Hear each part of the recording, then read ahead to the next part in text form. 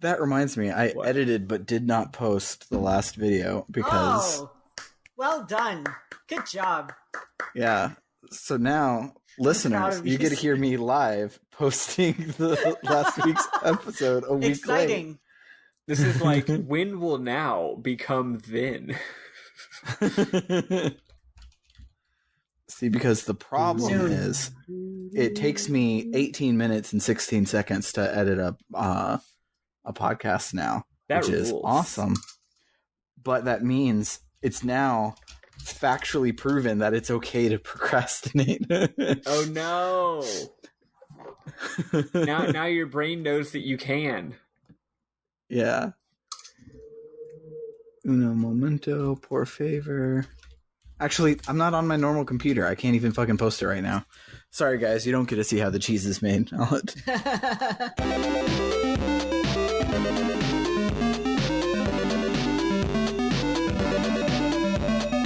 Hey guys, Sam here.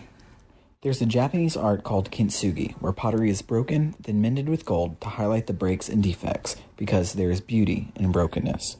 This episode is broken. We had no less than 3 unrelated technical difficulties, and in the middle of the episode, Eli had to bow out, and me and Maddie accidentally just ended up talking about the world for like 30 minutes. This discussion definitely cast its light on the rest of the episode, and so where normally I would cut the 30-minute tangents while one host is off mic, I left it in this time. There's a beauty in the brokenness of this episode, and instead of repairing it with glue and hiding it, I'm going to highlight the brokenness and with gold. And any weird transitions there are, I'm just going to put in more Chrono Trigger music than I normally would. I hope you enjoy this episode. I really enjoyed making it. Thanks.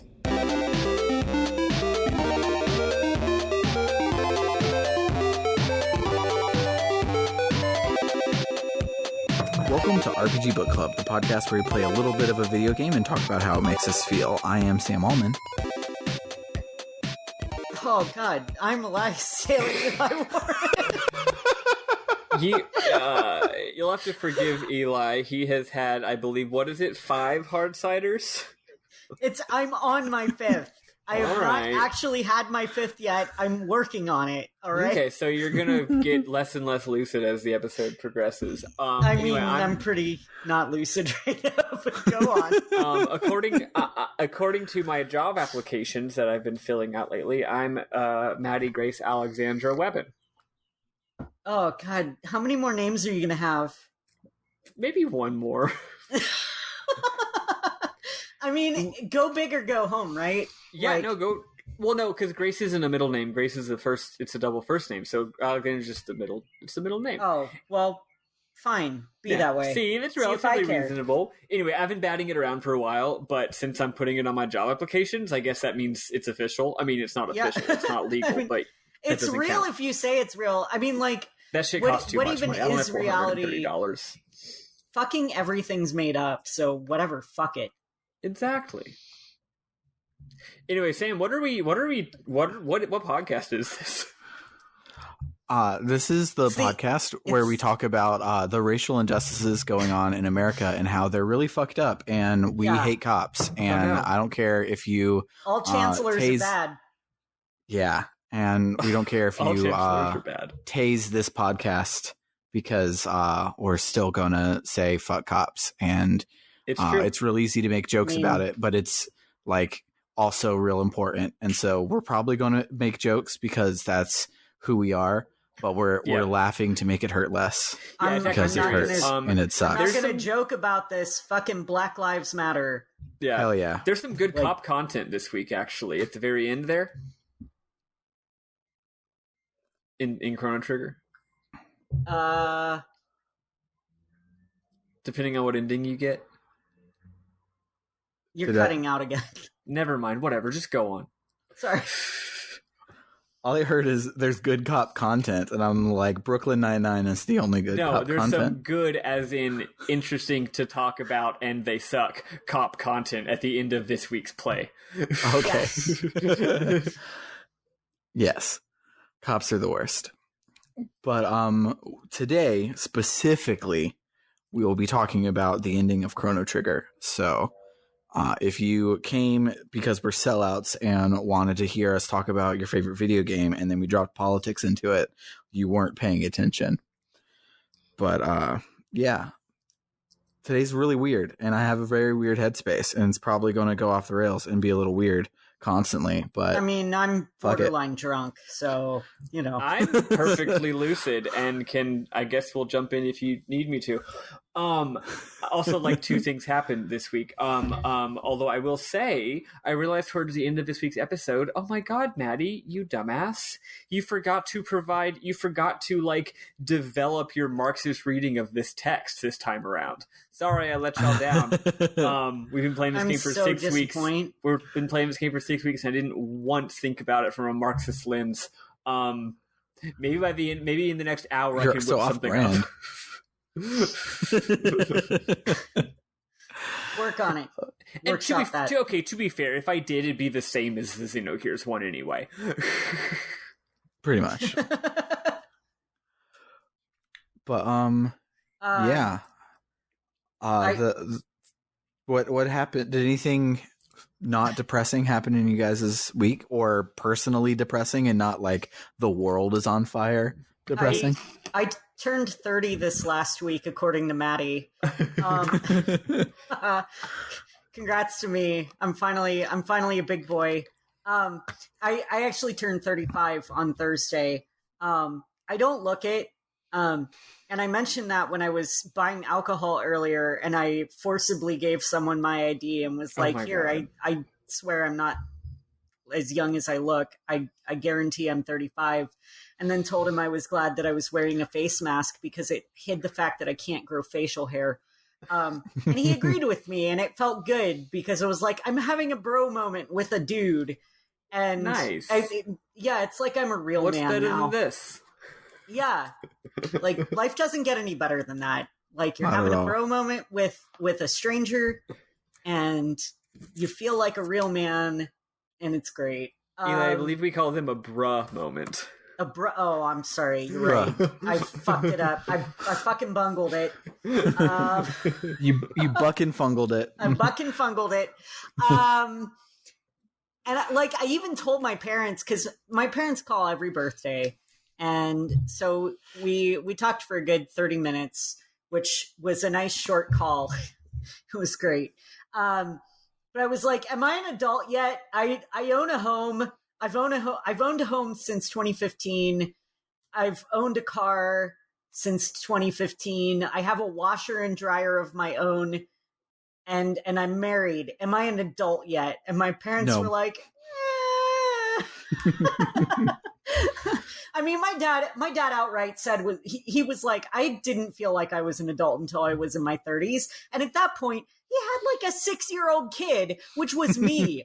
So I was like, okay, I feel better.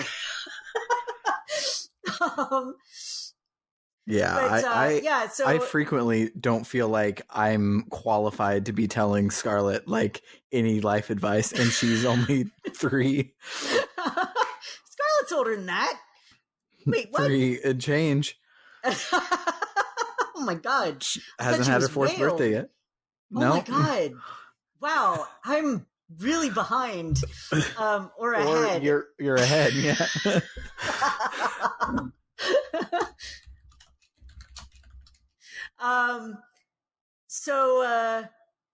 Yeah, like a lot of shit's been happening in the world. But as far as I'm concerned, I turned 35 and Blizzard sent me a whole fucking box of snacks. And so I'm not going off of keto or I'm not going back onto keto rather until I finish this mammoth box of snacks that I've been given. Yeah. They've been sent by the Blizzard gods. Thank you, Mr. Blizzard. Mr.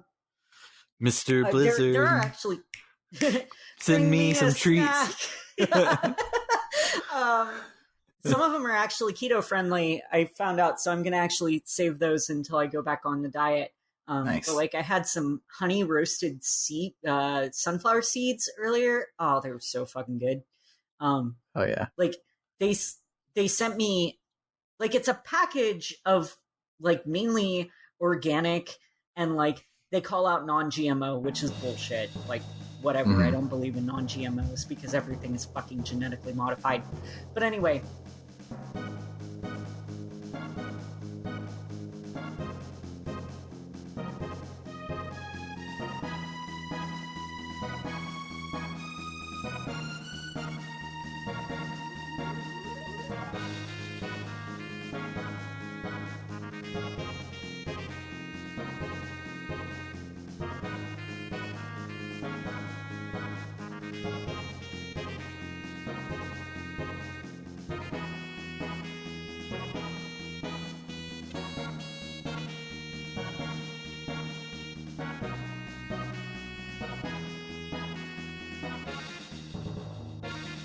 So, Maddie, how was your week?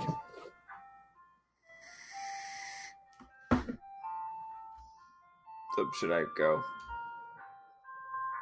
Yeah, that was me asking. So, Maddie, how was your week?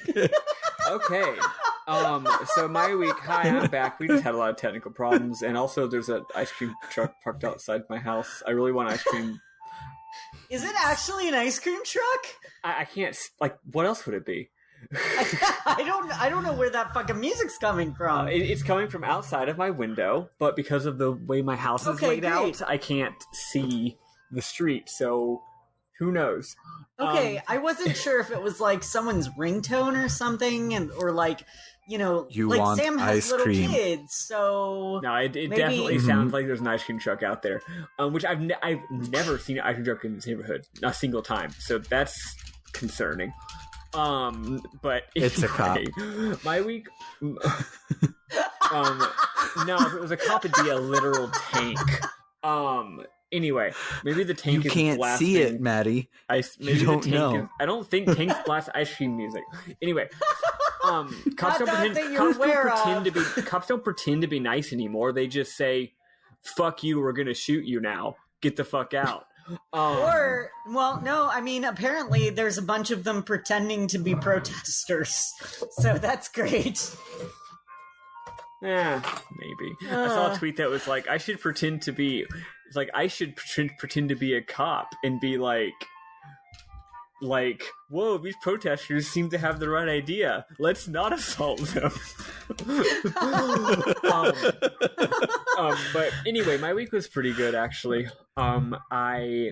Two big things happened. I can't remember what one of them was because we had technical problems and I forgot. But the other one was that me and my friend watched digitally. We watched a really, really good movie, the original film, The Italian Job from 1969.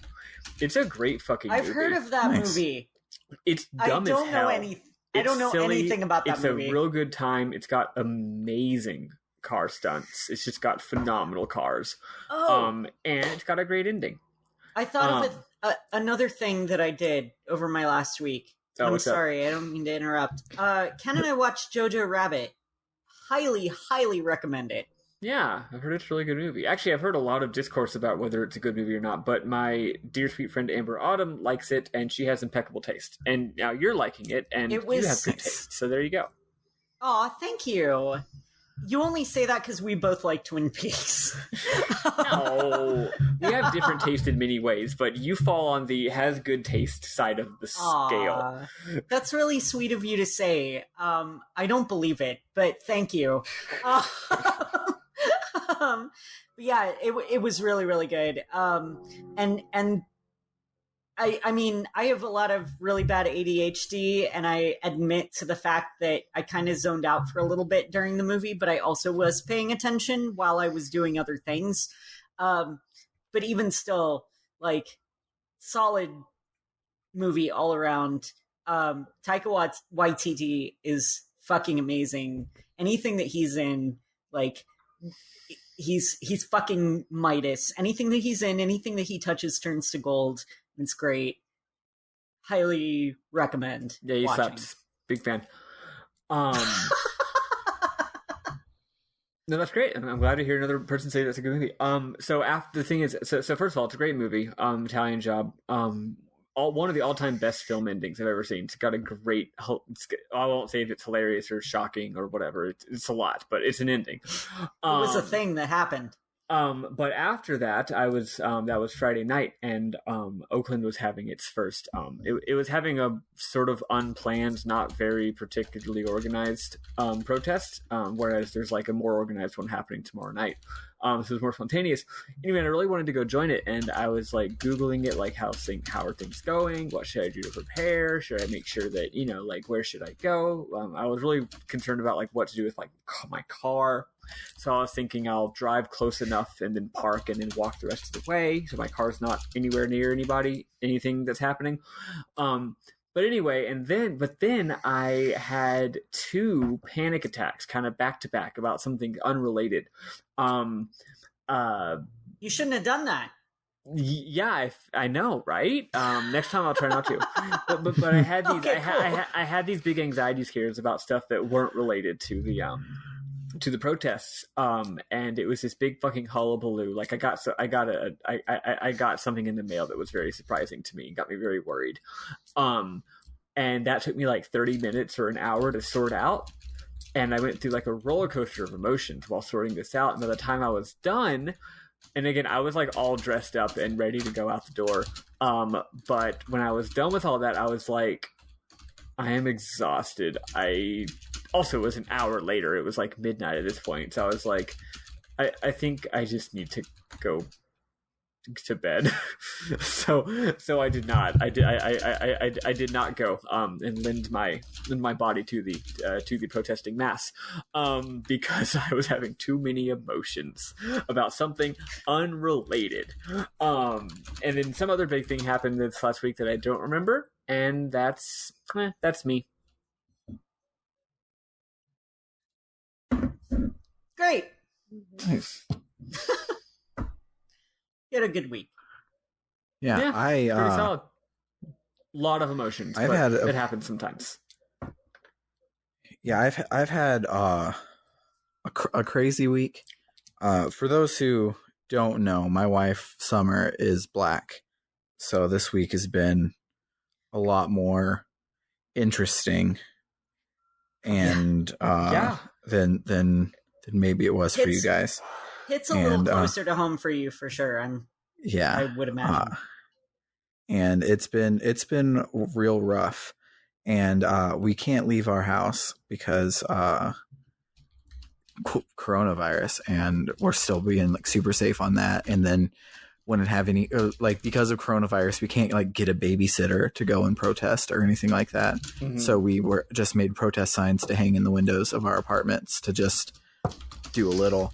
That's and good. Scarlett made her own, and it's adorable. Aww. And she asked a lot of questions, and we were honest and explained it a lot, like a lot in ways that she could understand, using things like the Evil King from Doc McStuffins and stuff like that. Aww. And that's got to be so fucking hard. Yeah, really tough. It's fucked up. So this November, don't vote for Trump. Don't vote for Biden. Dismantle the United States of America and rebuild something in which everybody doesn't die. That's what you should do in November. You said in November, but is it even gonna be around in November? Yeah.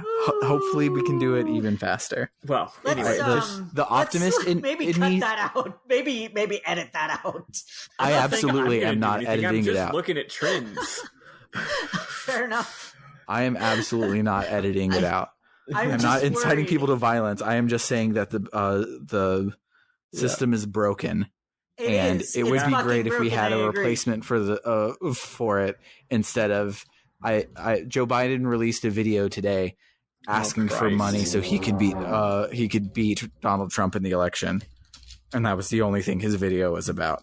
It's so like, bitch, you know that like the places, that like all the major places where protests are happening like are like Democrat states, right? Like that doesn't matter. That's not gonna fix the problem. In fact, in many ways, it's. I'm not saying it's like good that tragedies happen, but it is good when tragedies happen and people learn from them, and people see things that they may not have noticed before. Which I'm seeing more. This is like nothing I've ever seen in my life as far as the way people Yeah. are reacting. And like even people who are more like on the lib side that I know, people who I would normally expect to be on the wrong side of this kind of thing, even they are seeing the light. Which is good. It's really good. Yeah. But also, It's been a lot. So I don't let myself look at Twitter from 11 a.m. until 6 p.m. because it just gets to be a lot. So in the meantime, on days that I'm not working, I've been playing a shitload of Final Fantasy 14, and I really like Final Fantasy 14. Yeah, you do. Yeah, you fucking do. So as a person who does not like MMOs, Final Fantasy 14 does so many things to make liking an MMO make being an MMO not egregious.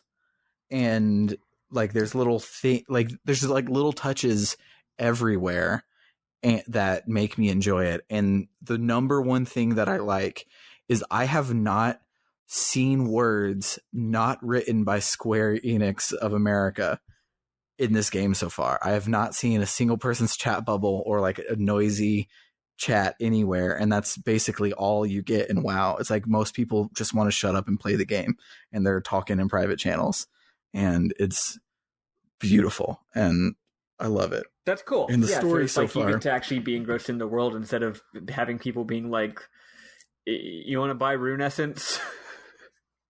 Yeah,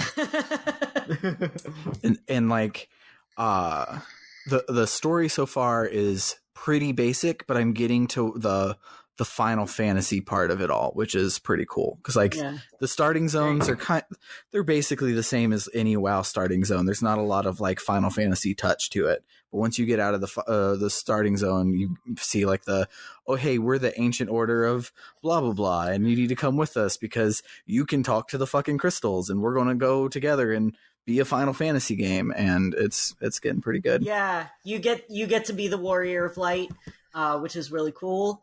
You got through Tamtara Deepcroft, right? Yes. Okay, great. Yeah. So your next fight is one that you will recognize from other Final Fantasies. Nice. So enjoy that. If I'm going to be available all weekend, so if you want someone to unsync you through stuff, I'm totally happy to do that. Nice. I would have done that earlier, but again, I was fucking working, so I apologize for that.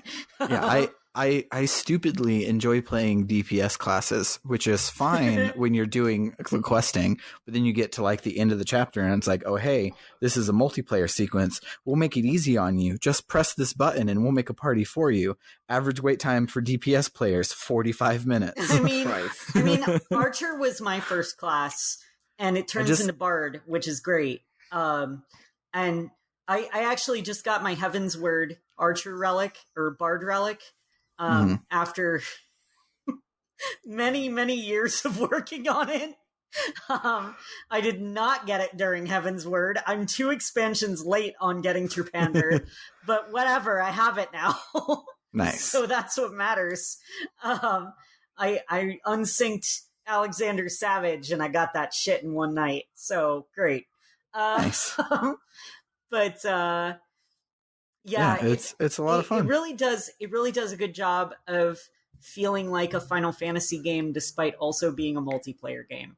But one of the little touches that I love is everybody talks in NPC text boxes and not in a quest dialogue box. Like when you start a quest, it's just like, oh, somebody wants to talk to you. And then you have to accept the quest based off of that. And then when the NPCs are actually talking to you, it's dialogue boxes. So I'm actually reading like all of the shit that you can't help but skip in WoW and other games like that. Yeah, as someone who like their MMO experience is World of Warcraft and MapleStory, and same. Like I love Final Fantasies, but when I'm playing an MMO, I want to play the game. It was a bit of a challenge for me to get into. I finally am in the mindset of when I'm playing Final Fantasy 14, I need to think of it as a Final Fantasy game and not as an MMO. And I'm actually like, so I'm going through an alt on Shadowbringers, which is the latest expansion, and I paid attention to Shadowbringers. This was the first expansion that I fully paid attention to. Like, I didn't skip anything. I'm doing it again because Shadowbringers is just that fucking good. So I'm really excited for you to get to that point. Unfortunately, getting to that point is going to take a while because there's a reason that everybody refers to A Realm Reborn as 2 Forever, because when A Realm Reborn finished, they needed a lot of time to kind of catch up with the what was the term? Technical debt. There's a really good series called The Fall and Rise of Final Fantasy XIV. It's on YouTube. Highly recommend watching it if you're into Final Fantasy XIV at all. I can't remember the name of the channel that does it, but it is called The Rise and Fall of Final Fantasy, or The Fall and Rise of Final Fantasy XIV. And they go into all of this information about why Final Fantasy XIV pre A Realm Reborn was so bad and what they did to fix it. And there was a lot of technical debt left over afterwards because of things like the game was still on the PlayStation 3. Yeah. And they needed to update things to get it on the PlayStation 4 and to ensure that PC players weren't being left in the dust because of the technical limitations of the PlayStation 3 and things like that. And so while they were working on that, they stretched out the A Realm Reborn story so that they could kind of get to the point where they had made up for some of that technical debt and could put out Heavensward. There are 100 quests between the final main story dungeon and Heavensward. Yeah, that's ridiculous. Those are main story quests only. Those are not side quests. It's fucking ridiculous. They are pruning that in the next expansion, but that's not coming out until July. So enjoy 2 Forever. I will, but I will report back as I get through and tell people what parts are really good and stuff like that. If you right now, it feels like Final Fantasy 1, 2, or 3 type stuff, and by the time you get to Shadowbringers, it's the Final Fantasy 12 and 15 type stuff, which I am excited for. That's pretty accurate. If you hit that next dungeon over the weekend, and by weekend I mean Monday and Tuesday when I have those days off, let me know and I will absolutely just unsync you through it. Like I can easily do it on my Dancer or my Dark Knight or whatever. Yeah, the moment I get a Chocobo, this will probably be easy. It's just like walking from place to place is my biggest time sink right now. It'll go way, way faster once you get through that. You just have to get through the main story quest up to Grand Companies. And, like I said, once you get to Waking Sands, that's when stuff really starts to open for you. The glamour quest already happened, so now I permanently have my spectacles. So my little dweeb looks like lightning and wears glasses. Yeah, it's there's great. So many good glasses. I have a pair of glasses that are for Alchemist level 80 only, and I'm so sad they're only Alchemist level 80 because I would wear these with every outfit if I could, but they look so fucking cool. Like my main character actually looks like a doctor when he's wearing his alchemist outfit, but I can only wear it if I'm in my alchemist gear. Yeah, so let's talk about Chrono Trigger. Let's listen to one of these last few songs. And Chrono Trigger is Final Fantasy. It is, and like I said, we're kind of in. Eli's drunk. I'm scared. Sorry. And Maddie's internet is bad, so that's what you get for us. We've got from the us this week. trifecta: drunk, scared, and internet bad. But yeah, let's listen to. And someone's got a plane outside their window. Jesus. No, that's a motorcycle. Okay, great. Yeah. But yeah, let's listen to. Probably we'll start with the Black Omen song and then the Lavos final boss song later. I think those are the two I'm going to pick. They're really good. Yeah, that's good. Yeah. Maybe for the outro, I'll play the outro track though, instead of our normal outro. Maybe I'll put a couple couple bars.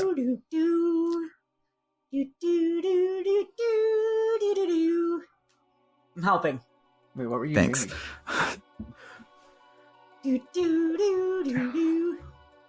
What? He's missing two notes from the middle of the main Chrono Trigger theme. Okay, I was like, that's not a song from Chrono Trigger. Yes, it is. It's just missing It's okay, two I notes. forgive you. You haven't listened to the soundtrack 50 billion times like I have. It's understandable. Yeah, I'm For the past 25 years sorry, like we I've have. only listened to it today. Yeah.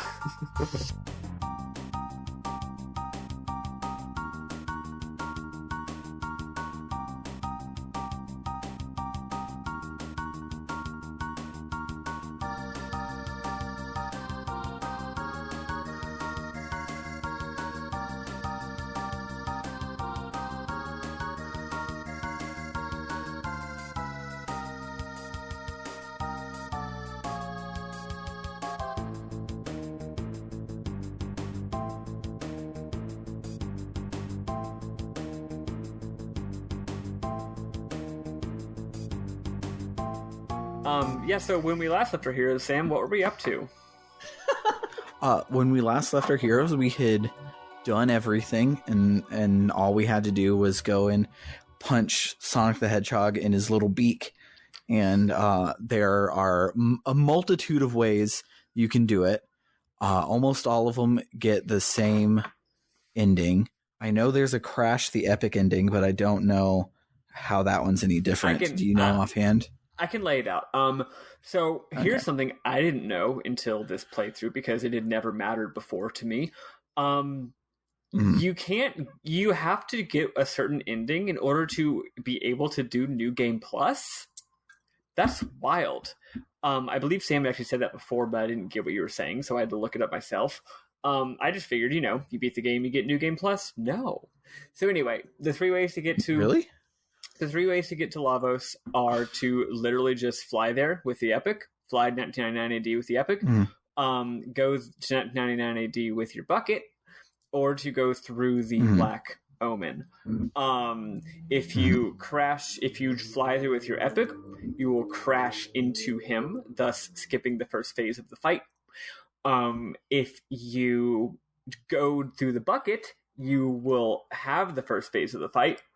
And if you go through the Black Omen, you immediately transition from Black Omen into first phase of Lavos fight without a break. So you don't get to have a choice in the matter. You just go directly into it. So that has the same basic effect as going through the bucket, right? If you crash into it, it's basically just a less interesting ending. Honestly, that's it. Because they don't have the Epic.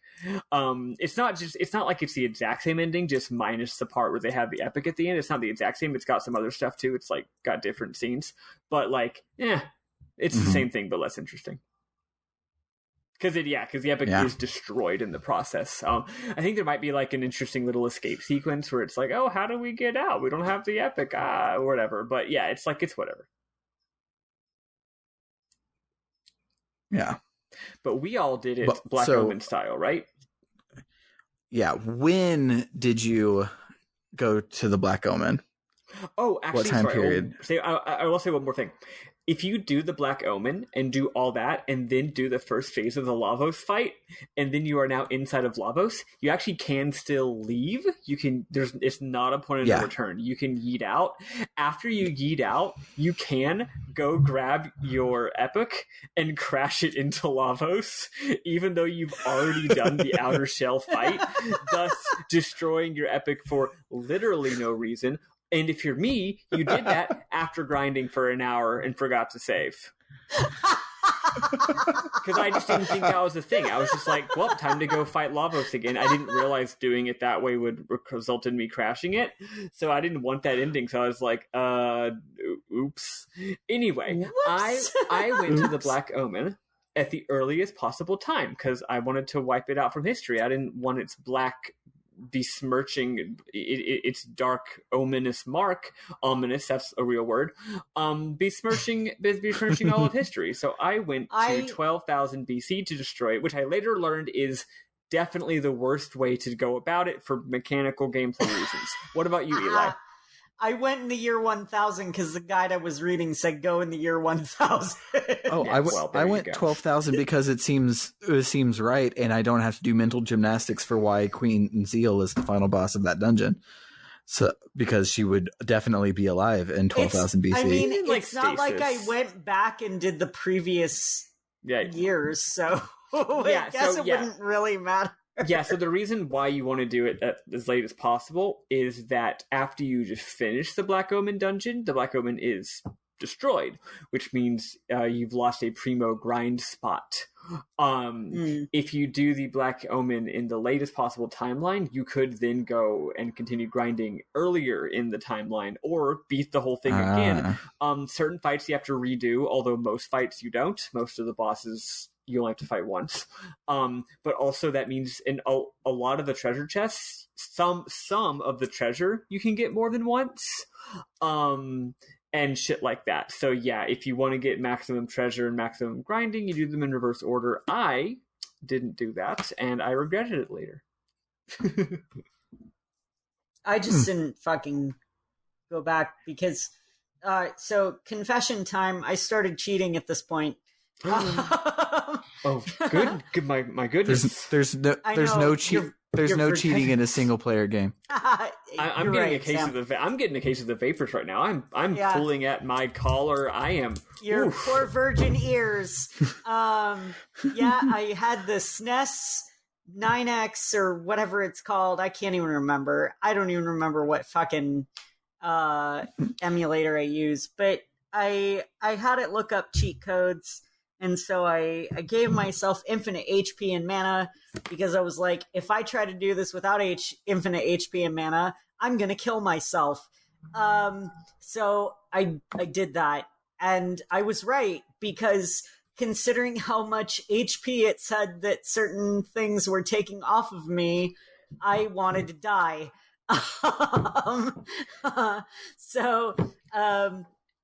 It didn't take off that much HP because I was cheating. But, I had to res Magus twice in one fight and was like, no, this is too much for me. I can't do it. Cheat that way. I didn't have a very hard time. The fucking sucky boys got me. What do you mean by the sucky boys? You keep mentioning them. I don't know who you're talking about. They look like those. They look like those weird mutant things. They're the mega mutants. The future, but they're gray instead of pink, and they kept sucking like 200 HP every time, and I couldn't heal up in time because reasons. And so I was just like, I can't deal with this anymore. And I need to get through this today, and I have to work while I'm doing this because I have terrible priorities, and I've been playing a lot of Terraria. I'm sorry, patch 1.4 came out, and I needed to experience it because of journey mode, and I don't have a good excuse. Anyway. Whenever you say patch, talking about Terraria, I'm imagining that they added a new patch where you can plant some tomatoes. They basically added cheat your way through the game mode, which is great. I love it. It's fantastic, and I'm gonna play Terraria Journey mode forever. I'm not gonna bother with regular normal ass mode. Why would I do that when I can have God mode on and can defeat bosses on master difficulty? Anyway, Chrono Trigger. Yeah. So, actually, I want to mention something. So, hey, Sam, remember how we kind of pontificated like 2 weeks ago about how, and we also talked in the chat a lot with our fans about how like Final Fantasy VI and later Chrono Trigger marked a shift where RPGs are moving away from just really hard dungeons that are mazes and have lots of strong enemies into more like short, like set piece kind of things. Chrono Trigger definitely stopped being that. This game goes fucking hard at the end, is what I'm saying. In a way that the rest of the game did not. The rest of the game... It fucking ramped up the difficulty. Yeah, the rest of the game is Holy shit. this dungeon is 2 screens. Or, this dungeon is actually a fun set piece. But the Black Omen is like, this is like... you remember Final Fantasy IV? Remember that shit? Yeah, we're doing that shit. Remember old RPGs where you would fight 6 bosses in a row? Yeah, we're doing that. Sorry, did you think this was a modern game where we had phased out that kind of design? Think again, bucko. Yeah. It's a lot. So, plot-wise, in the Black Omen, we get a resolution to Queen Zeal's whole deal, but she kind of just like evil laughs and says, I'm going to use Lavos and rule the world, and Lavos goes, no. And that's basically it. Is there any cool like lore stuff that I'll kick myself when we cover Chrono Cross if we don't touch for her specific part? I don't think... Actually, let me look through my screenshots. Although while we're going through that, I realize I totally let y'all down. I am so sorry. I found a bunch of really important gameplay tips for this section of the game that I did not share. The main one is that... How fucking dare you? I didn't mean to not share. I just kept forgetting because of ADHD. But I know that feeling. The main one, for everyone listening to this, Ayla's charm... Excuse me. Ayla's move charm, which is actually steal. If you haven't been using it yet, start using it. It's incredible. I went the whole game started using it finally, using it, and it's great. And especially if you equip her with like the charm band or whatever, holy shit. In the Black Omen, every single enemy is like, you just stole a mega elixir. Yeah, you just stole a gold earring, which increases your HP by 50%. Yeah, you just, like, everything you steal is, like, mega elixir is the worst item that you steal when you're in the Black Omen. But most importantly, if you steal from the enemy panel, you steal speed tabs. And that's a big fucking deal. Oh my god, those were so good. Okay, so y'all were doing that. Okay, good. Because if y'all weren't, I would have felt bad. I was using Ayla the whole time, and I got Marl's speed up to like 14. Hell yeah. Nice. Which is incredible for Marl. See, I can never decide who to use them on because it's like you have a party of 7, and I'm kind of shifting a lot. So I didn't use any of them until I was about to fight the final form of Lavos. And then once I decided on who my final party was going to be, I was like, okay, y'all eat 17 speed tabs. Yeah, I think I used enough on Luca to get her up to like 11 speed, and she started at 7. Very slow, yeah. Something like that. Yeah, she's super slow, and so I used a bunch of speed tabs on her, and it was like feeding this girl meth. Yeah. So good. I'm glad y'all have that tip. Then I just wanted to make sure that anyone listening is making sure to steal shit. I think I had other tips too, but that's the main thing. No, yeah. So Black Omen, it's very lengthy. You go through it. It's got beautiful graphics that I'm going to rave about later when we do our memorable moments. It's also got a few gameplay things I'm going to rave about later. But as far as plot goes, can y'all hear me? Yeah. Yeah, I can hear you. My audio broke. Anyway, plot-wise, what happens is you fight Queen Zeal. So it's a 3-part boss. First you fight her in her like throne room, and she's like, "Nah, I'll get you, my pretties." Just not what she says. And you fight her, and it's a pretty cool, not too hard fight, really. And then after you beat her, then she's like, oh man, you're beating me. But you can't beat the Mammon machine. So then you fight the Mammon machine. Oh yeah. Which is like Source of Ultimate Power. One little thing I want to mention about this fight, it's got a little bit of narrative design here, where the machine itself is. They don't say this in the plot, but did y'all pick up on this in this like mechanical design that kind of has some story stuff? I'm not remembering what you're talking about, but I'll probably remember when you. Basically, you always ask this question at the worst time. Sorry, and I never give enough hints for y'all to understand what the fuck I'm hinting at, even though it is totally sorry, whatever. Anyway, the machine is the machine's basically going haywire because when you're fighting it, it like heals you sometimes for no reason, and when you're fighting it, it like absorbs and discharges energy, and like its whole gimmick is that it turns one kind of energy into another, but it doesn't like make sense what kind of energy it turns it into. So like I think mechanically they're trying to be like, this machine is just going completely haywire, which is really cute. They don't explain it at all. I think it's a really clever little bit of design. And so this is the 3 fights in a row. Again, that's the kind of shit that happens in older games. Doesn't happen in this game, except now it does. 3 fights in a row. So your 3rd fight in a row, you don't get to heal, don't get to change party, is Queen Zeal herself. She becomes a floating head and floating hands, and you're floating in the sky over like the fucking ship. It's like amazing, like crazy graphics. And this fight is motherfucking hard. So yeah, I think plot-wise, just mentioning that you fight the Mammon machine itself that the one is important. I don't know. Is the Queen Zeal with the floaty hands?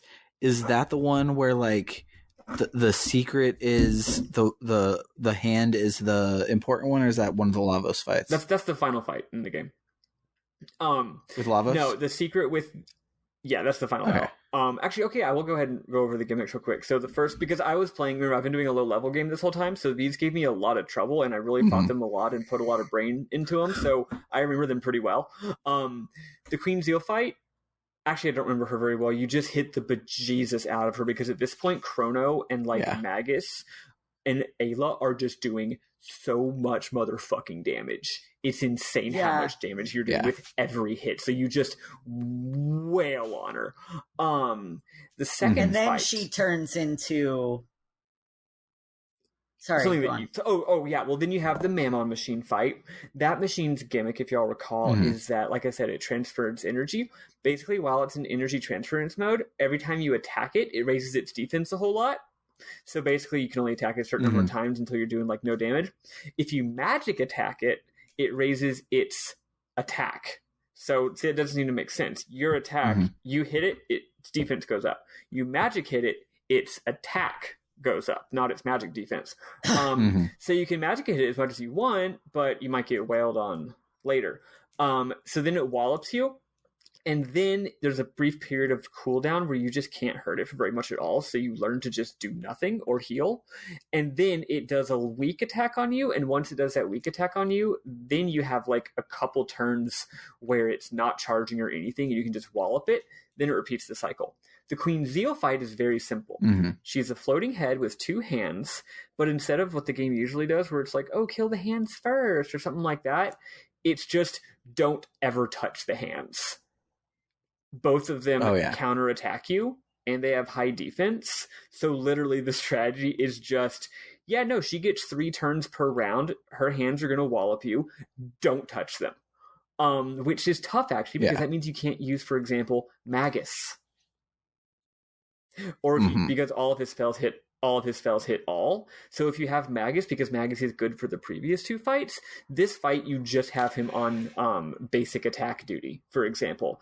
So you can't use anything that hits everybody, because then you get walloped. So that's those 3 fights. Eli, obviously you were cheating. Sam, I'm not like saying that's bad. I'm just saying. So I'm not going to ask you how the fight went. Sam, how'd the fight go for you? I didn't die any this whole last segment. I was cruising pretty good through it. I've got a real good rhythm with the game, where like even if I'm not like interacting with the mechanics, I still do pretty okay. Like Cruising USA.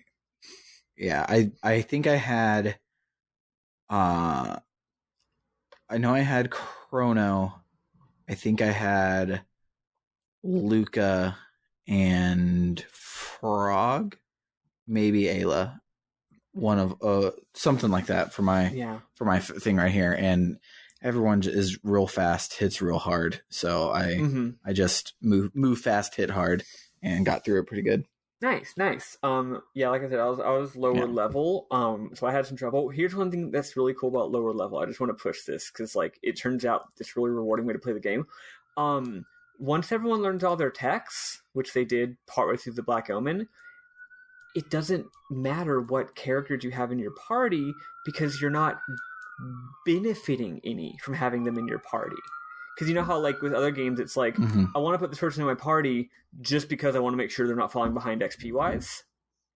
But once everyone learns all their techs and no one's learning any XP, it's purely a strategy game. So I was shifting my party around every single attempt. I've never shifted my party around this much in a JRPG because there's no downside to it, right? It's just, here's a puzzle, figure out how to do it with your party. So anyway, that being said, I don't remember what my winning party was, actually. I think it might have been Chrono. It was probably Chrono. It was probably Magus. And then maybe, like, Frog or maybe Marl, maybe? I don't know. But it's a good time. But yeah, she says, I'm going to rule the world with Lavos, and you say no, and Lavos says no, and mollywops her. So then you have to... So one interesting thing is it is implied here that Lavos actually wakes up in that time period. Like, Lavos rises in 12,000 BC instead of when he's supposed to. They don't really follow up on that, but it does happen. Yeah, it's really cool because you like fight him for real, and if you take the way out at the actual point of no return, and then you go through the bucket, you come up and it's just Lavos's shell, like where it was supposed to be him coming through the ground is just his shell is there. So I think he does come through back in 12,000 if you do it back then. Yeah, so you're like drastically changing history, right? Lavos like shows up early because he wants to basically fuck up Queen Zeal. She's like, "Come, Lavos," and he's like, "Yeah, fuck off." So anyway, so you thought we had 3 bosses in a row? No, we have 4 bosses in a row. So then we're cast directly into the Lavos Outer Shell fight. Sam, walk us through the Lavos Outer Shell fight. The Lavos Outer Shell fight is a fight with every single chapter boss in the entire game. Just as a boss rush. Just redo them all right here. And it's super easy because it's not a Mega Man boss rush where you have to fight them in a second fight where things are different. It's the same thing. It is the same bosses, basically no changes. And all the way through the game. And you get a break between each one, which is the funniest thing. Since it's so easy, you'd think they would have counterbalanced the easy by being like, you got to do them all in a row. But actually, you don't. You can like chill and change your party and save in between, or not save, but heal up in between them. Yeah, switch your party if you need to change them. But so you do that, and then you go inside of Lavos, and there is a save point and a time gate, so you can get out of there if you need to. And then you go in and fight the real Lavos. And for what I love about this game is, like, at this point in Legend of Dragoon, we had to stop before we talked about Melbuframa and talk about Melbuframa's 15 minutes of monologue to resolve the plot. But Lavos is just a big unthinking sea urchin, and is just, you just have to destroy it because it's going to destroy us. Yeah. And you just go in and punch it. There are 2 things I want to mention. I hate to keep like being like, well, actually, it's just that it makes more sense to say this now than to wait till memorable moments later. At the end of the Lavos boss rush, there is an actual new boss fight too, in the actual Lavos fight. Like before you, like, of the outer shell. I'm trying to remember it. So you do the boss rush and then you fight the shell in a unique original fight that's actually hard. Which the reason I think it's important to mention that is, first of all, 4 bosses in a row. At this point, you haven't saved since before the first phase of Zeal, so I'm terrified, right? It's like heartbeat because it's been so long. You lose so much progress if you die here, and it is a real fight. But also, importantly, this is the same fight that we've lost that Chrono died at earlier, mechanically. Which is why I think it's important. It opens with the move where like fire rains down from the heaven and hits you for massive damage and stuff. Like that's what that fight actually is. So that's basically the rematch. Is the outer shell fight. That's the rematch you've been waiting for. I did forget about that. Though technically that was a chapter boss for that chapter. So I didn't know I wasn't lying, but I technically wasn't lying. Okay. Although it's not phrased that way because it's not like do a phase change. Also, technically they do definitely cheat. Not. They actually do cheat, by the way, narratively. In order to make sure that the player loses that auto lose fight, the forced loss Lavos fight earlier in the game is about 5 times stronger. Yeah. Oh, also, I should say that the endings also like it being stronger is also a different way to get to Lavos. You also have to face it that time stronger, which I think is if you go unbidden through the bucket, I think you have to face it at the 5 times stronger version. No, I think it's the same. I think it's the same. I know that one of them is stronger because I looked it up when I was looking. It might not be the bucket. It might be crashing the epic into it. Just picking 1999 as soon as you can go. In that case, that means that him being weaker is like a consolation prize because you just fought 50 other bosses. Yeah, and they don't want you to fuck it up. That makes sense. Because like it is objectively way easier than Queen Zeal is the thing. So I'm pretty sure they're like, look, if you were strong enough to beat Queen Zeal, we don't want you to die on Lavos. Yeah, because the developer ending, the best ending, the way you get it is either you go through the New Game Plus teleporter, which we'll get to, as Chrono by yourself, first thing you do in the game, or beat him at the it actually might just be that teleporter in the New Game Plus. The teleporter one might be 5 times harder, and that might be the thing. Gotcha. So maybe it's that might be the one that I'm thinking of. Yeah. But yeah, anywho, you fight the outer shell, then you go inside and you have your point of no return, and then you can go and walk up and fight the real final Lavos. And here's where you get your my favorite JRPG trope, which is the party member moral of the story speeches that happen before the final boss in every JRPG, and they're all really good. I want to hear what y'all's were. So I know I had Ayla in it, and hers was a variation on her Ayla live, Ayla fight, and it was like Ayla not give up. This is what we're all fighting for, but in cave woman speak, and I really liked it. Nice. I had Chrono in my party, so I was down one, and I think my last person was Luca, which I think she says something crazy, which I think Eli wanted to talk about. Yeah, Eli, who was your in-game party? Yeah, so I had Luca, Marl, and Magus. Okay. And Luca talks about how Lavos is some entity that's created everybody on the planet in order to harvest it. And it was really confusing because I don't know where she came to that conclusion.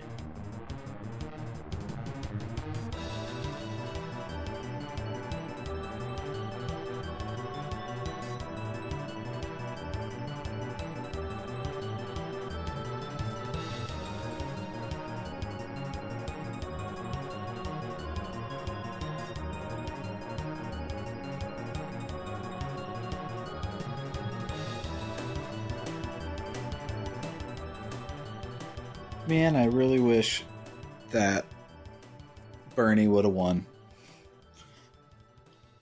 Me too. He's such a good boy. Yeah. He just sent out, and it really he just sent out his email about the week, and it's super long and very detailed and nuanced. Yeah. One thing that I'm sad about, and I actually do kind of think I disagree with this, and I think that he made a mistake, which is a shame because it sucks that my boy made what I think is a serious mistake. I don't think he should have. I don't think he should have suspended his campaign. Not because I think he could have won, but because as soon as he suspended his campaign, the media completely stopped giving him any attention, which is a shame because it's hard to be a leader when the news won't point a camera at you because they don't want to hear what you have to say. Yeah. The only reason they gave him airtime was because he was a popular enough candidate that the news felt like they had to let him talk because he's a presidential candidate. You gotta let presidential candidates say things, to be fair or whatever.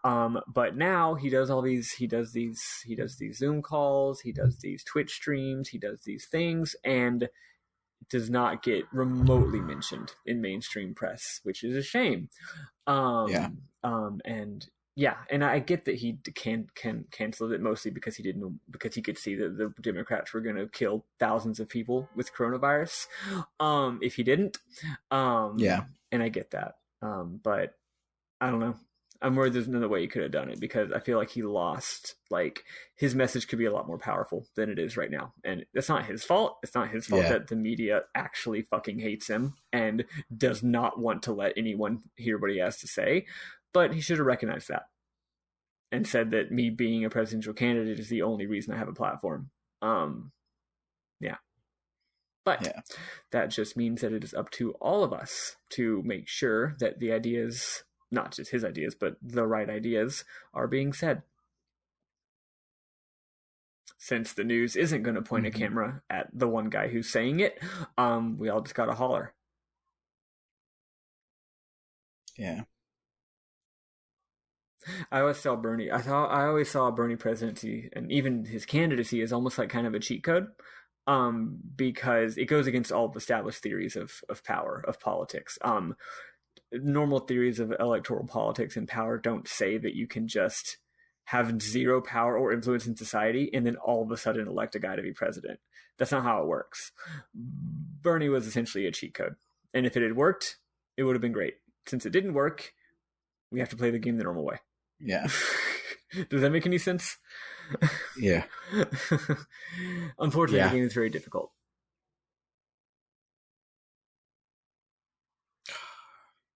I just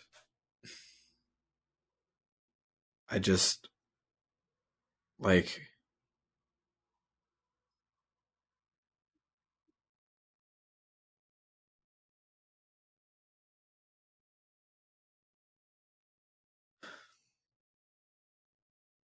so the meme tweet that then became an actual platform this week of if I were being killed by a police officer, I would simply vote him out of office. And then people were like, don't be mad at the police, vote for the people that hire and fire them or whatever. I actually didn't see the meme. And that's really funny. But also really depressing because it's not even great. A joke, it's just true. I mean, not true, it's a thing that people say. Yeah, and it's like, I don't want to just vote for people that hire and fire police officers anymore. Like, Bernie would have been great because I feel Bernie would have, because like Bernie just being a senator, like gave like AOC the ability to like exist in public in a way. Yeah, like no, absolutely. The shit that Bernie did 4 years ago, like paved the way for democratic socialism to like be on the main stage, and that's cool and that's awesome. And Bernie could have like done a lot of stuff, but now it's like I don't want to like it's not like, oh hey, some black folks got lynched in the boonies in Mississippi. It's like, no, in Minnesota, blue ass state,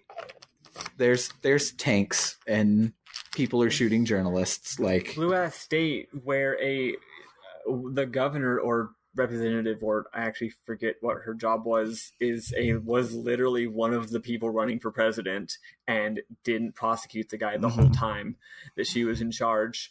Wow, Amy's faded from my memory so much I can't remember what she did anymore. But yeah, no, I was gonna mention something. What was I gonna mention? Whatever. Oh, right. Megan Day, wonderful socialist writer, personal friend of mine, and also writes for Jacobin Magazine and has a new book out that I'm currently advertising to you, basically. The Beyond Bernie book is really good.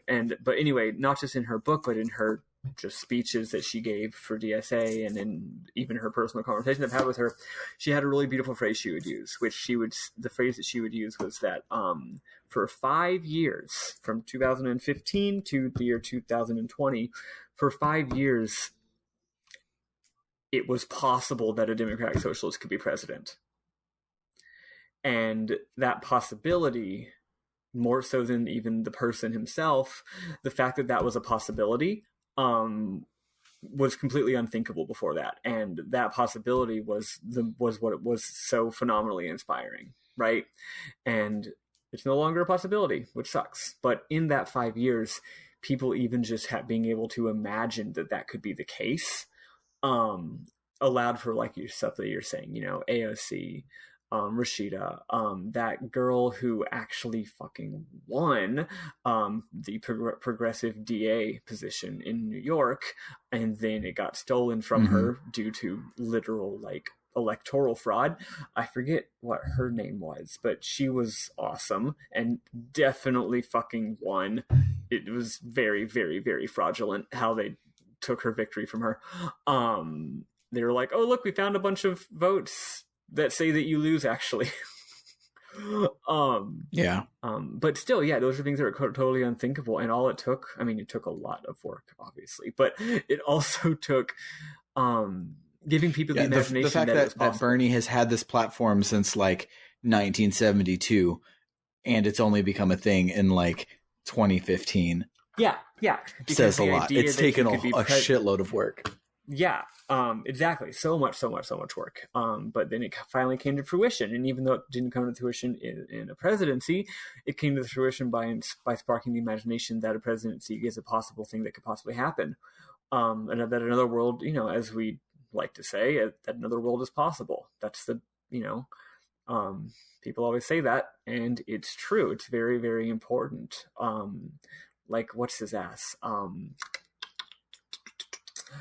The guy who did it, Adam Curtis, political theorist Adam Curtis, made the documentary Hypernormalization, really good. Although actually that's a very depressing documentary that I don't think is, I think it was accurate when it was made in 2016, but I think things are less depressing now than they were in 2016. So I don't think it's an accurate documentary nowadays.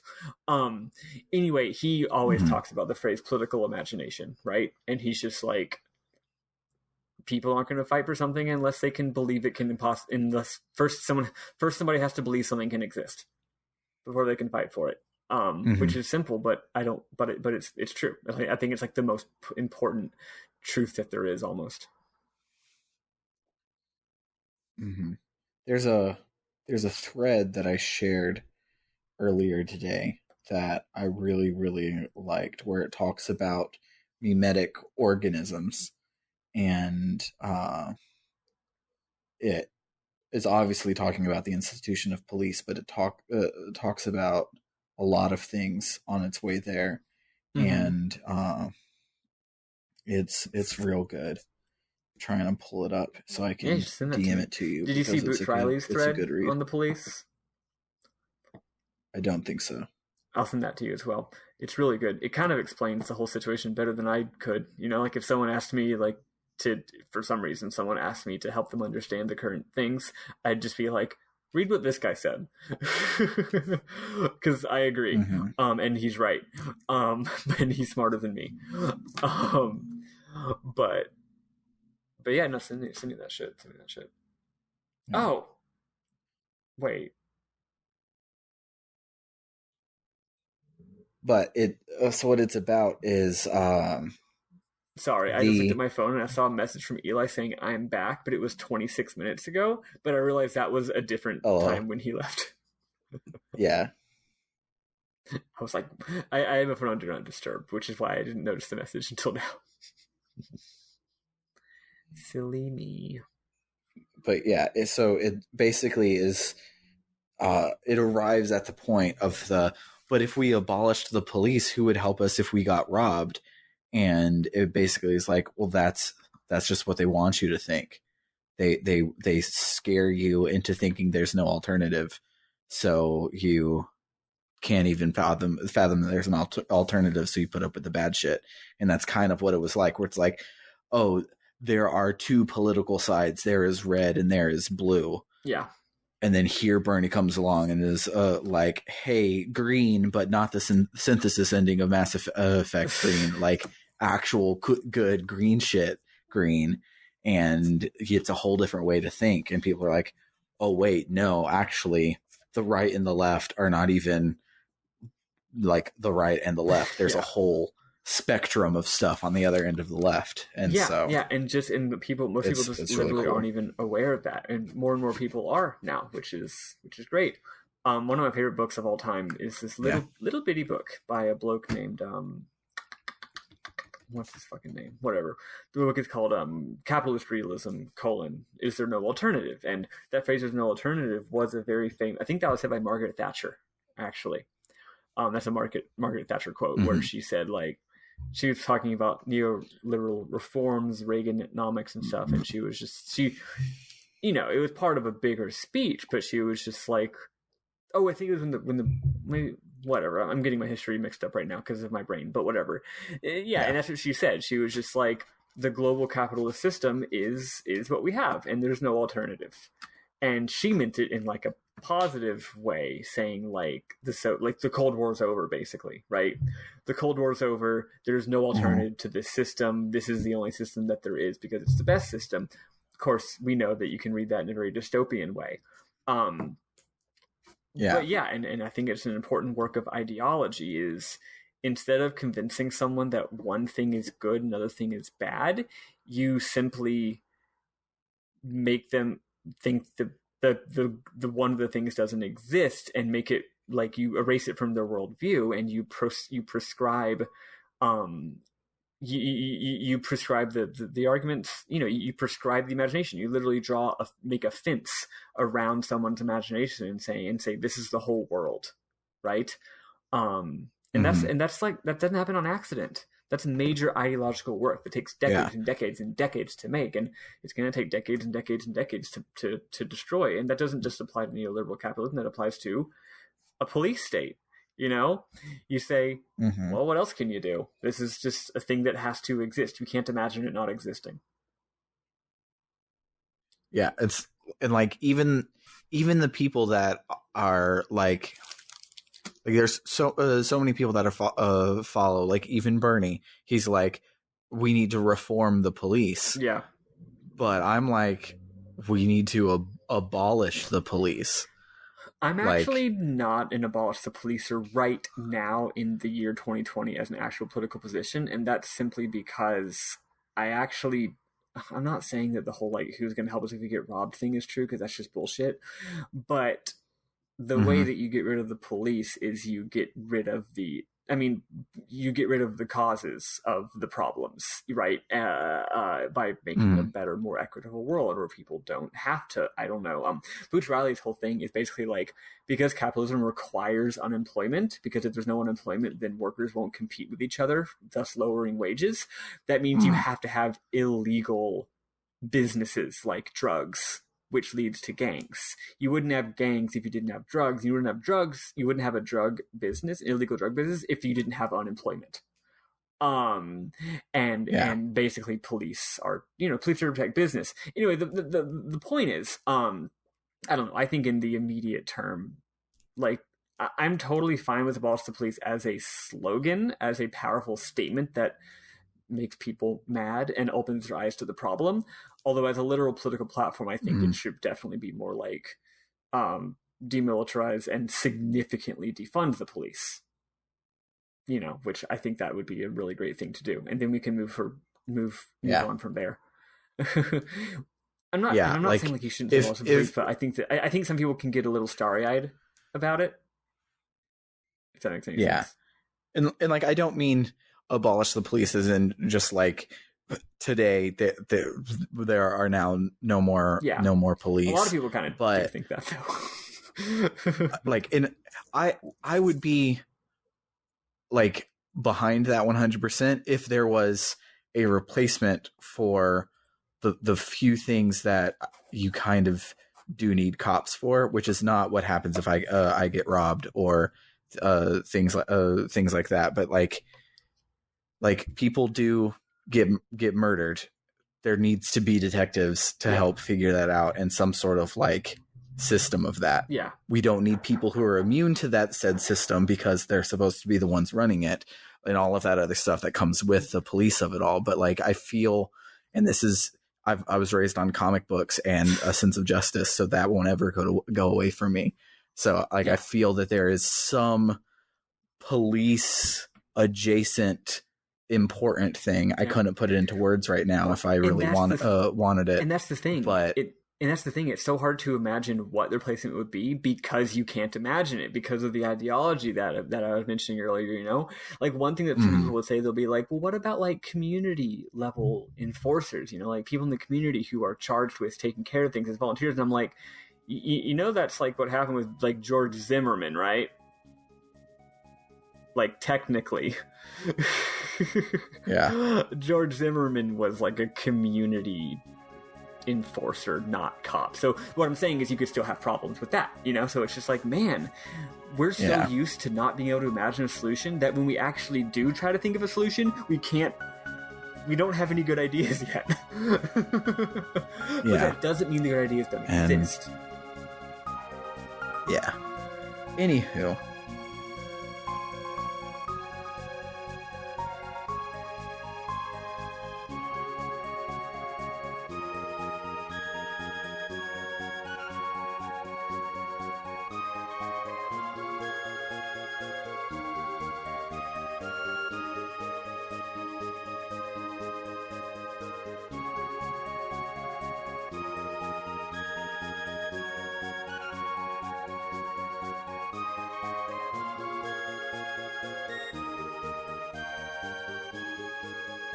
Boom.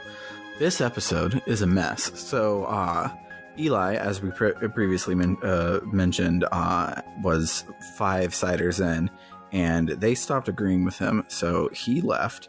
He has some final thoughts on the game that we recorded already. We'll put those in memorable moments, just like out of the blue. But we do need to talk about the ending, ending first. So Eli is gone. You will hear him later, but he is still gone, and we will I think we're gonna piece this together weirdly. I think we're going to engage in a bit of timey-wimey nonsense because I have a clever zinger retort to something Eli said, but you're going to put it later in the episode. So y'all will understand this if you listen to the episode twice. Speaking of eating a guy's lunch, this game really ate my lunch. And because of that, I had to give up on my low-level run before the final boss. Sorry to break the news to y'all, folks. I got to Inside of Lavos at level 33 for my whole party, except for Magus, who enters the party at a higher level, so I can't control that. Also, maybe Chrono, because that's just kind of how games tend to work with main characters. Level 33 for all characters. I tried the final boss. It demolished me. I don't even think I got past the first phase. The first phase just annihilated me. The first phase is mostly pretty easy, but he has one really nasty attack where his nipple lasers shoot at you. And it did like 1,000 damage or like 800 damage. None of my characters even have 800 health. So it killed 2 of them immediately, left one of them almost dead, and then finished him off shortly after. Even after rejiggering my equipment as much as possible, best I could get was it killed one of them outright, leaves the other 2 at super low health, thus leaving me in an RPG, what do we call that? Spiral. The JRPG cycle? The JRPG spiral. And I actually could get out of the spiral, but guess what? he doesn't use that attack only once, buddy. So Yep. I decided, even though I could see that there was a way to win the battle. Is the thing. It's not that I couldn't win. I could see the threads of the battle system, and I could see that they could be woven in such a way as to win. But I was also like, nope, that's it. I'm giving up. So after a few tries, I gave up. I was level 33. I went and did a bunch of speed up on the emulator, which I normally don't bother with, but I did a bunch of speed up emulator grinding on Death Peak. This is the part where I regretted destroying the Black Omen at 12,000 BC because I couldn't grind there. But there's a great grinding spot in Death Peak. Turns out, by the way, the best grinding spot's actually in the in Robo's side quest, but you can only do it before you beat Robo's side quest. If you go there again, the enemies aren't going to be there. So anyway, Death Peak has a good grindy spot. So I did that. Turns out it didn't take that long. So I got all my guys from 33 up to 38. Some of them bumped up into 39 or 40, depending on factors, but 38 was my goal. So go up 5 levels. Most guides say to be from 40 to 45. So I'm like, I'm still a little underleveled, right? I just didn't want to waste time trying. I didn't want to like get 2 levels and then waste another hour trying to beat it, right? Anyway, I regret it. 5 was too many. It ended up being too easy. What level did you beat the bosses at, Sam? I do not remember what level I was at all. I've never looked. I was gonna at my status screen just because I was curious, you know. Yeah. But yeah, honestly, since you didn't have the wallet equipped, you probably were at least 40. Because at 38 it was still at 38. It took me 2 attempts. My first attempt, I beat the nipple laser part without too much trouble. Like I had to be careful, but it wasn't too much trouble. And then the second half, I got demolished on my first try. Then I went and read an FAQ explaining how that boss works. Funny thing is that FAQ didn't tell me anything I didn't already know, really, but it did let me know that I was doing it right. You know what I mean? Yeah. It's nice to be like, oh, this is kind of the way I should be doing it. Cool. I'll try that again, but better. And more confidently, because I'm not just guessing, right? But it was funny that what I kind of intuited was in fact correct. So anyway, I tried it a second time and was able to win. My ending party was Chrono, Magus, and Frog. No ladies, which is a shame, but it was a good party. So what can you do? Yeah. You were going to say something. What was that? I don't remember. Huh? Okay, well, to piggyback off the thing that we were talking about when Eli had to leave, Eli was talking about that Luca dialogue about humans evolving. I also got some of that dialogue, and I was wanting to contribute my side of the story. Go for it. I didn't have Luca in my party, but with Frog, Chrono, and Magus, I got the following exchange. So Magus says, since the dawn of time, it has slept underground, controlling evolution on this world for its own purpose. And then Frog says, it is too much to bear. We have been reared like animals. Our lives have been for naught. He's kind of losing his bonkers. Then Dracula says, we were created to be harvested, all people. Then I think there's another sentence I didn't get a screenshot of where he's like, every human and animal in the world is created just to be harvested. And then Frog gets over his funk, his existential funk, and he says an actually fucking fantastic line where he says, he draws his sword and his badass line is, my life retaineth its meaning, which is pretty fucking cool. That's what Eli was saying as well. Yes, they're suggesting, I don't know how the characters figured this out. Maybe they just thought about it a lot while adventuring. But they have intuited that... What's up? Because we've talked about this since going to Zeal, and I don't remember if it was in the Zeal episode or Robo's Fiona side quest. It's just that the hints are extremely subtle. Yeah, but yeah, it's cool.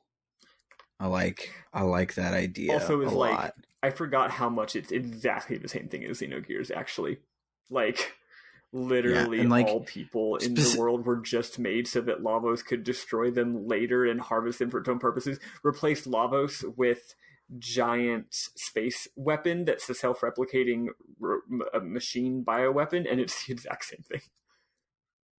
Yeah. and I really like it, especially with Frog's line, because like as a as an atheist, even though like the concept of atheism is just like not even in my radar anymore, but like as a person who doesn't believe in any higher power, my life still retains its meaning.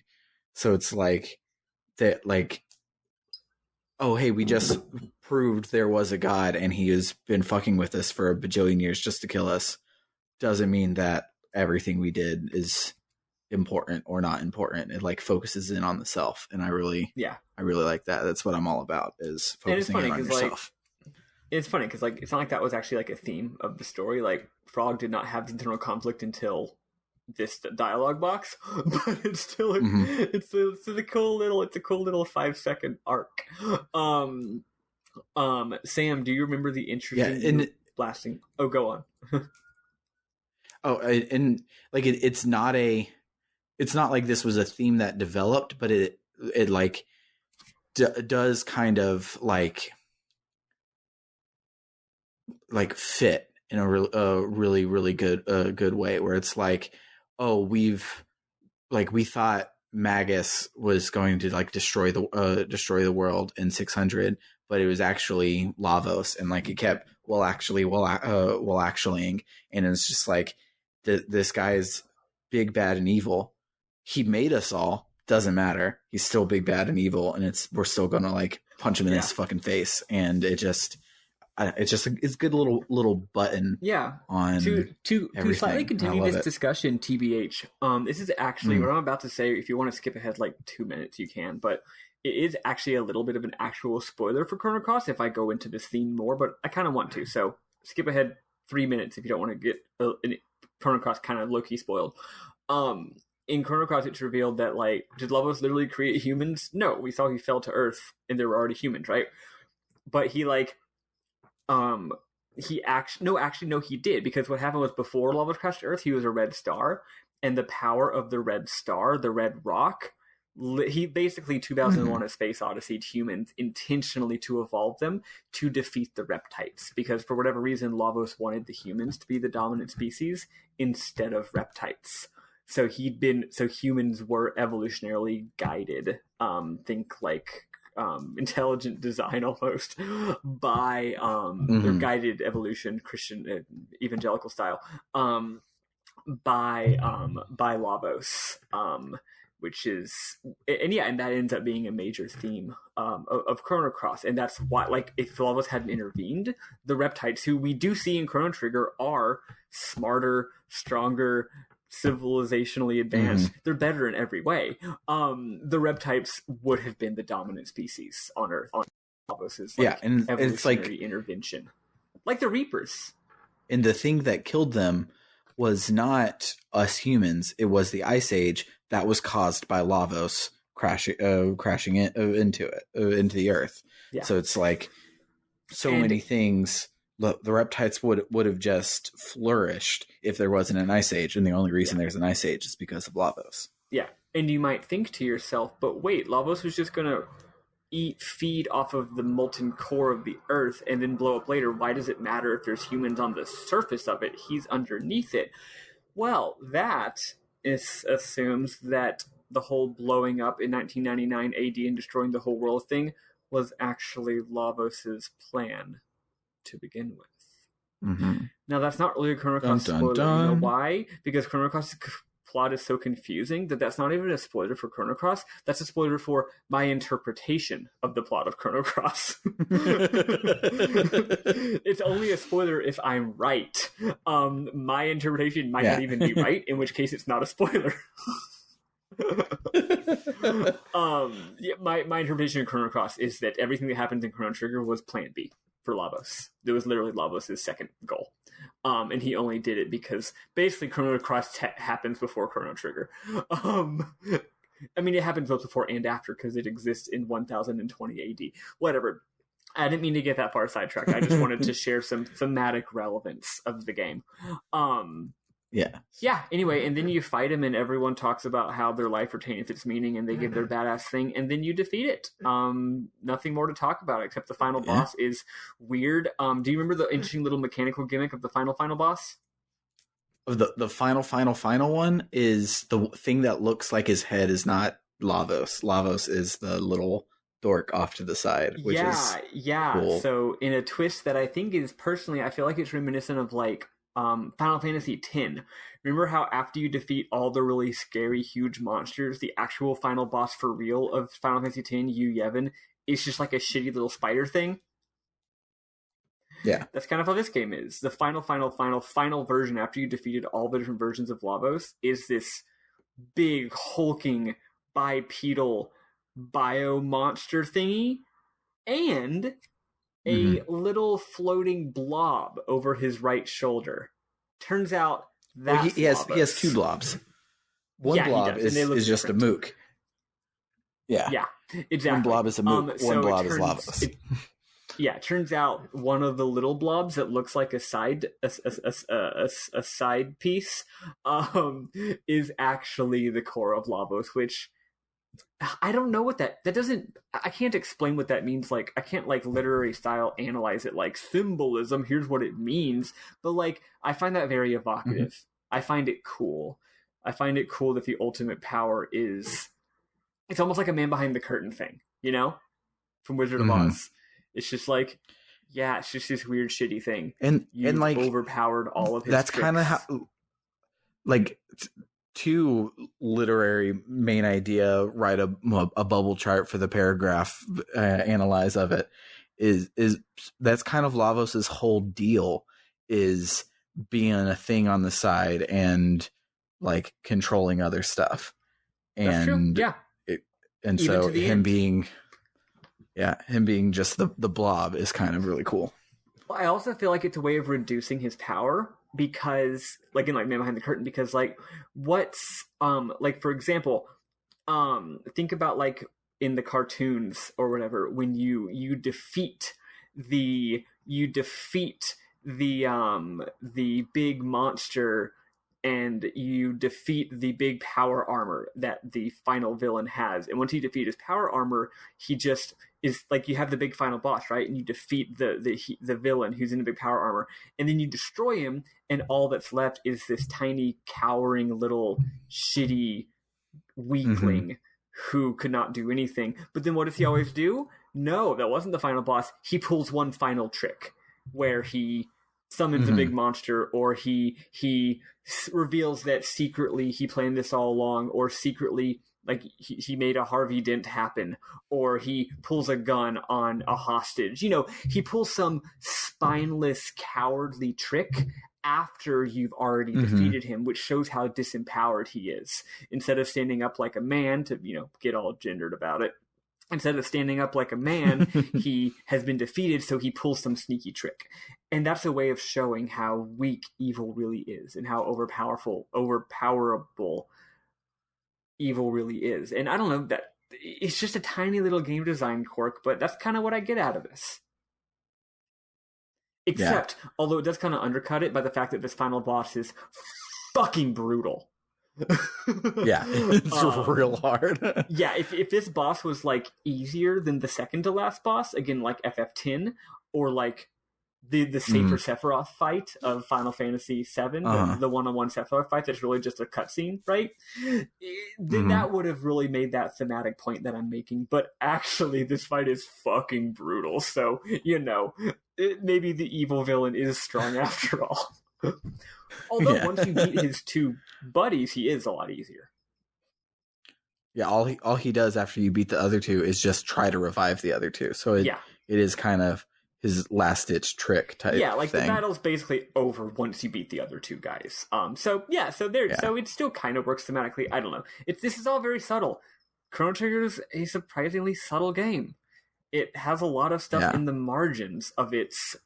It's got a very simplistic story with a lot to say around the edges.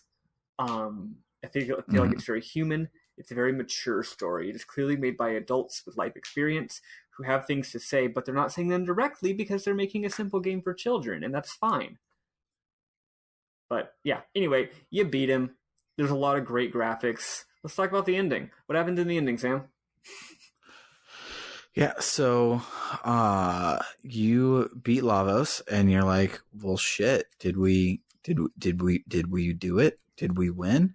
And then you hop on board the Epic and you get the fuck out of Dodge, and turns out, yeah, you did win. And I don't even think you do. I think it literally, I'm sure that's implied. Doesn't it just fade out? Doesn't it just fade to black once you beat him? I'm trying to remember. I really should have been better about taking notes. You mind if I just take the lead here? Go for it. I loved the end. I took so many screenshots because of memorable moments that I actually just effectively have notes of the ending. So here's the thing. So it just fades to black.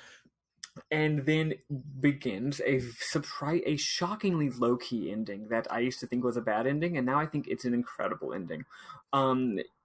They repeat the arc line of the series where someone's like, Chrono, wake up, Chrono. We've had that a few times already.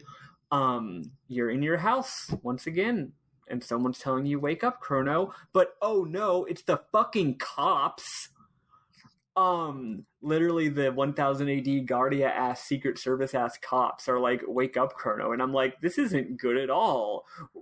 I'm sure they're going to say something nice. I'm sure they're going to say like, Princess Lean told us to come over and wake you up, which is just, it's ominous. You don't want a Secret Service cop waking you up in the morning. That's weird. Turns out my premonitions were more right than I thought.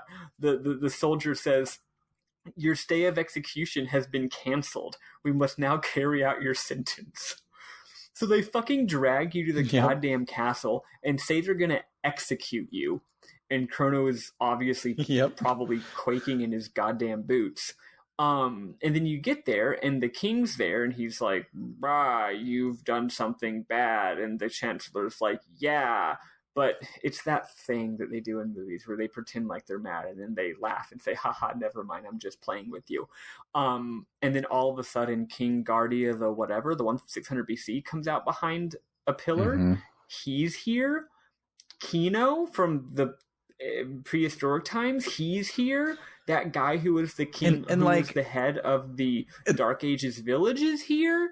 It turns out the gang's all here, and then out from behind the throne. That's not the Dark Ages village. That's homeboy with the seed from the future.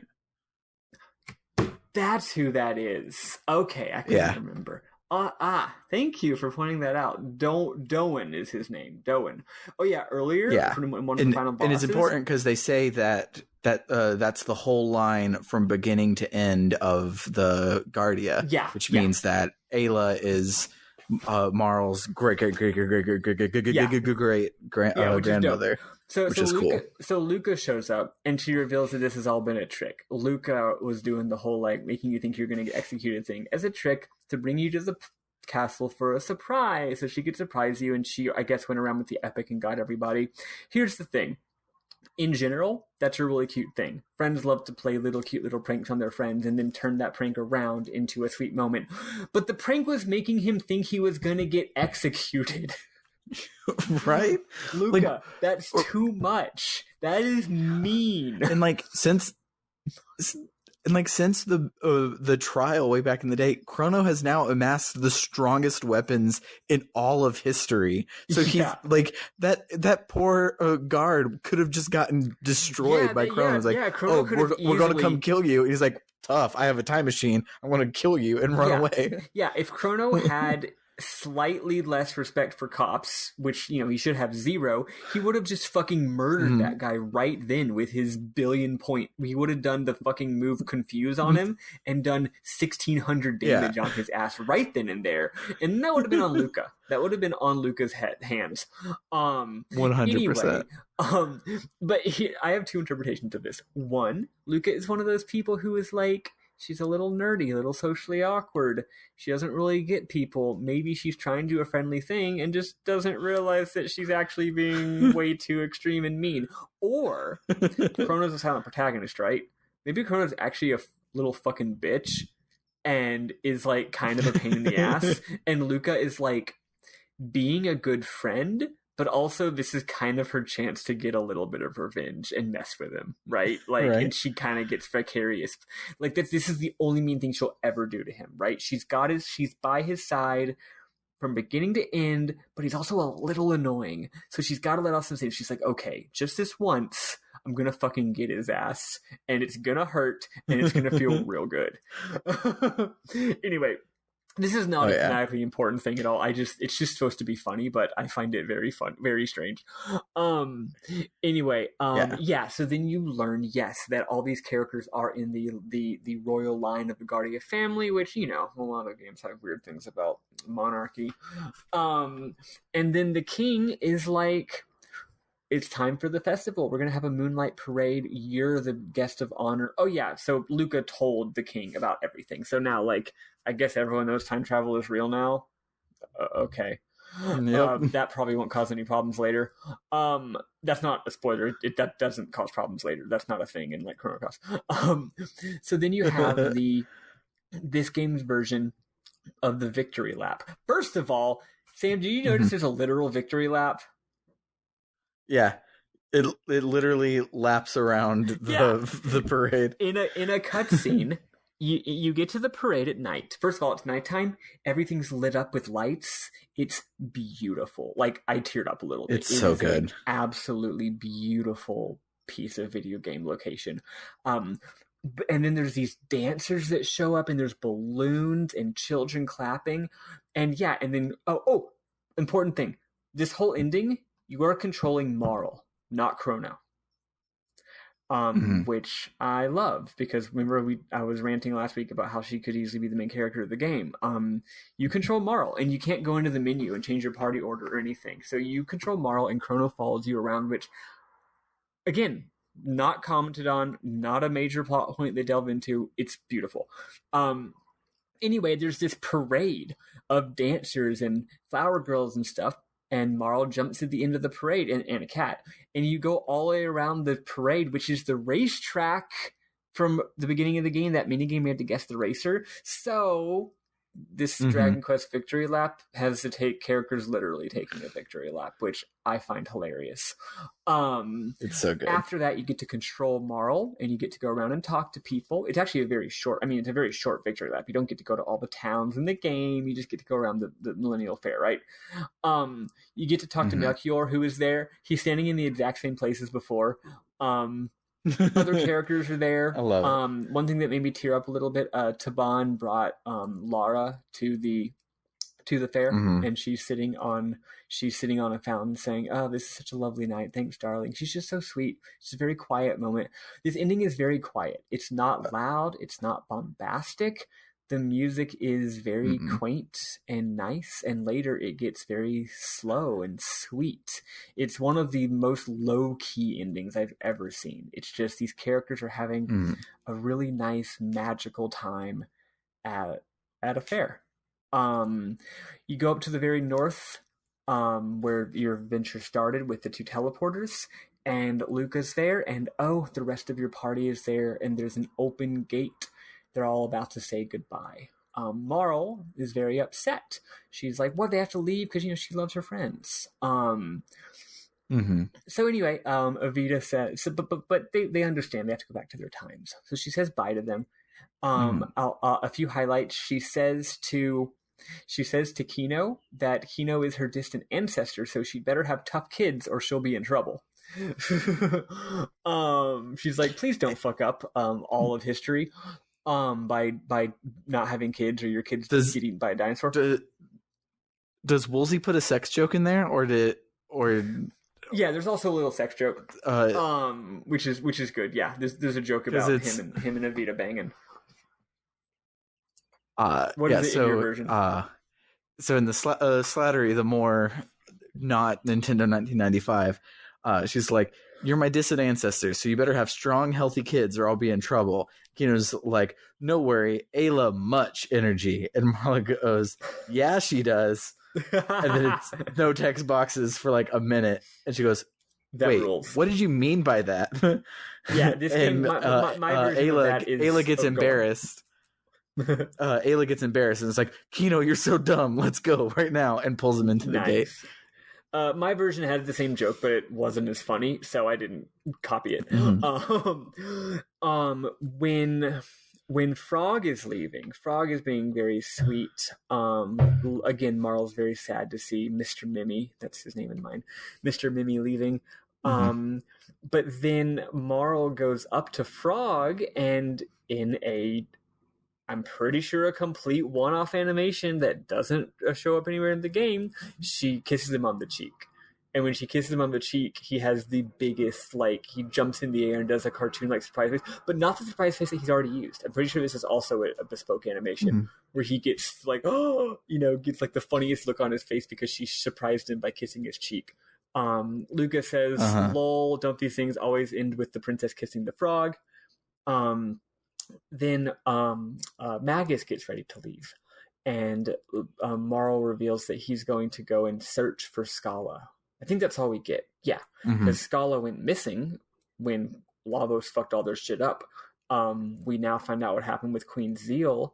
Oh, son of a bitch. Sorry, we do get a tiny bit of resolution that I thought I screenshotted, but I guess I didn't. If you go back to you do. Sorry, I know this is out of order, but after you defeat Queen Zeal in the Black Omen, if you then backtrack and yeet out of the point of no return, you can go back and talk to the old man. Remember at the end of time. Remember how before the old man said something like, someone who is close to one of you is in trouble. And we weren't really sure if that seemed kind of vague, but we figured it maybe was Queen Zeal. Turns out it is. Because when you talk to him, he says, that poor woman can finally rest now that the Black Omen is gone. She's reverted back to a human. So, not a big explanation, but it's cool. He comments on the fact that she's no longer gone mad with power. You've laid her to rest. Anyway, back to this. So yeah, Magus goes to search for Scala. Then Robo gets to leave. I don't know. As just going along with the scene from last week in the forest, Robo and Lucas goodbye scene is the longest and most emotionally loaded of all of these. It's a big thing. The game puts a lot of weight on this very not that important really side relationship. So Luca's really sad because Luca's really sad and can't say goodbye to Robo.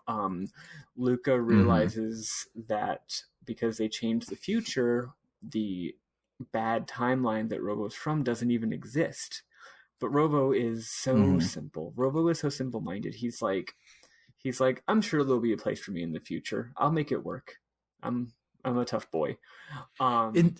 Instead of let me just stay here with you, he goes to the future to be a cameo in Chrono Cross.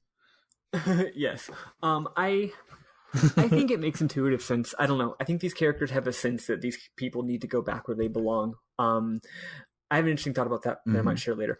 Then Luca says, don't pretend you don't care when you're really sad. They have this whole thing. Robo thanks her for teaching him about emotions. He gets oil washing over his sight sensors. Oh, the robot's crying. Cute. And then finally, the three characters from 1000 AD have a little chat, and the gates disappear, or they're going to, and I forget the whole conversation, but Luca mentioned that she gets the feeling that the, quote, entity... Oh, right. Marl is like, hey, you remember what we were talking about before about light flashing before our eyes? And Luca's like, yeah. I get the feeling that the entity is finally at rest. And then they're like, well, time to put time traveling to an end. Let's go dismantle the epic, which still exists. We didn't destroy it. Let's go take it apart so there's no more time travel shenanigans. But then what happens? A fun little thing happens. The cat runs into the scene, and Chrono's mom chases after the cat, and she's like, Chrono, see? The cat's upset because you never fucking feed it. That's why it's always running away. And then the cat jumps into the time gate, and then the mom, just instinctively running after the cat, runs into the time gate, and then the time gate closes. And your heroes are like, oh, and then your heroes are like, we gotta go get her. So then we have a beautiful ending credit scene, which is fireworks and also the epic flying using Mode 7 graphics throughout all the timelines. Just, they're like, oh fuck, we gotta go get our mom. It's not implied that this is like a big new adventure they go on. It probably takes like 5 seconds, right? But it's just it's a cute way to see. So then maybe this is a cutscene version of them taking the victory lap.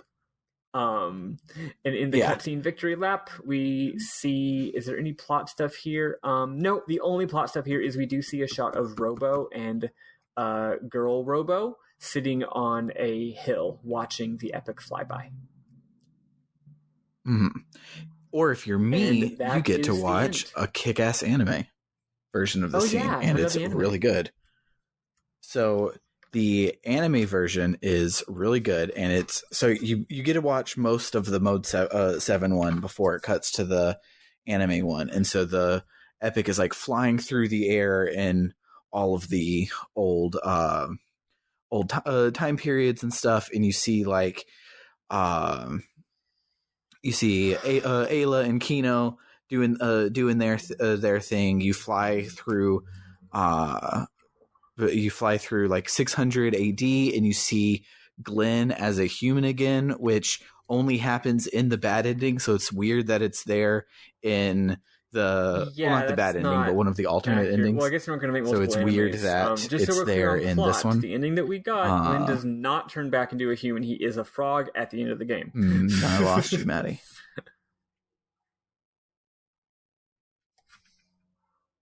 This episode is gonna. You're back. I'm back. This episode's gonna be weird, but So you see Glenn, the human, being knighted in 600 AD, which is super weird because he only turns back into Glenn in one of the like alternate early endings and not in the canon ending. So it's weird that he's Glenn here, but whatever. LMAO. So you see, then you see. It come back to 1000 AD, and you see Chrono and Marl getting married, and Luca shows up in like the most mom outfit ever. She's just in like comfy shorts and like a tank top, and she's like she shows up and she's built her own little robo. It's with her. It's a chibi robo. Yes, she has a chibi robo, and she's walking outside and finds a baby with Shala's pendant on it, and she picks it up and takes it home, and then that's the end of that game, which is definitely added after Chrono Cross existed. Also, like, I don't even like that being there. I feel like that's a big, like... That should be a surprise when you play Chrono Cross. You shouldn't already know. That's weird. Anyway, whatever. In case you're curious, the baby's not Scala. I will spoil that. It is not Scala. Well, probably. Depending on your interpretation. Depending on your interpretation of Chrono Cross. Yes. Although, that is, in case you're curious, yes, this game does have one very big loose end, which is what the fuck happened to Scala. Chrono Cross in its way deals with that, and probably Radical Dreamers probably does too. I don't know. I haven't played it. You know what? I've got the feeling when I was watching this ending. You know what I realized? They could have made a sequel, like a normal one. Like, I'm not saying they had to, and I love Chrono Cross, but like you could easily make a Chrono Trigger too. I don't know why. Maybe they go to the future to say hi to Robo, and there's a new big global threat, right? I'm not one of those people who's always clamoring for sequels. I love it when art doesn't have a sequel, when art just ends and is allowed to end. However, if you just wanted to make a straight Chrono Trigger 2, you could do a great job with it. It would totally... It doesn't have like a sequel hook or anything, but like... I could just easily see you be making like another adventure that these characters go on involving time travel. Like, I don't think it would be weird at all. They should do that. Yeah, I think, or I really want to play Crimson Eternity. Is that? Let me look. It wasn't Crimson Echoes. Crimson Echoes. That's it. Don't Crimson want to look it Echoes. up. Yeah. I'm right. So. Yeah, you're right. So it's I was right. Actually, I don't remember. That's why. But so Crimson Echoes is a ROM hack that people made where they just tried to make a Chrono Trigger 2, and they just were like, let's just use the assets that we have because it's a ROM hack, and let's just tell another fun time travel story. And they get into some weird timey-wimey shit, and I've heard it's really good. And I feel a officially sanctioned one would also be good. Yeah. I also am really glad that they went the weird-ass direction that they go with Chrono Cross, because like, I admire their I wasn't boldness, expecting but it. it's funny just being like, oh yeah, no, a normal sequel would have been good too. Yeah. Or even like a Final Fantasy style sequel where it's like, oh, this is a different Chrono Trigger. Like, we'll have a different time travel story. Like, it didn't have to be the extremely specific thing that we got with Chrono Cross. It could have just been whatever it wanted. Let's just stop being on the bush. For those of us who are curious and are just like, fucking tell us what was the Chrono Cross already, here's the thing. Most of what makes Chrono Cross weird is that it's like philosophically and structurally bizarre. But from a plot standpoint, here's what makes it weird. Chrono Cross doesn't deal with time travel. It deals with interdimensional travel. It takes place entirely in the year 1020 AD. So it takes place 1,000 years after the default timeline for Chrono and Friends, which means it takes place before, for example, before they defeat Lavos in the year 1999, and it takes place in two different timelines, but both in that year. You said 1,000 years? You mean 20 years? It takes place 20 years after. Sorry, yes, it takes place 20 years after Chrono and Friends.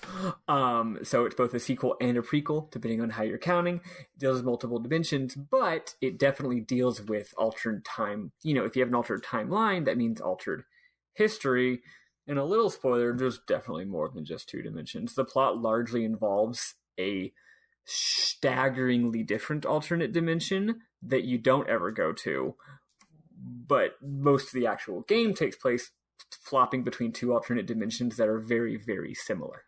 Oh, also, instead of having a whole world map and shit, it takes place in a very small little archipelago, which is implied that it was always there. It was already in Chrono Trigger. You just never went there. You know, it just wasn't part of the representation in a world map. Yeah.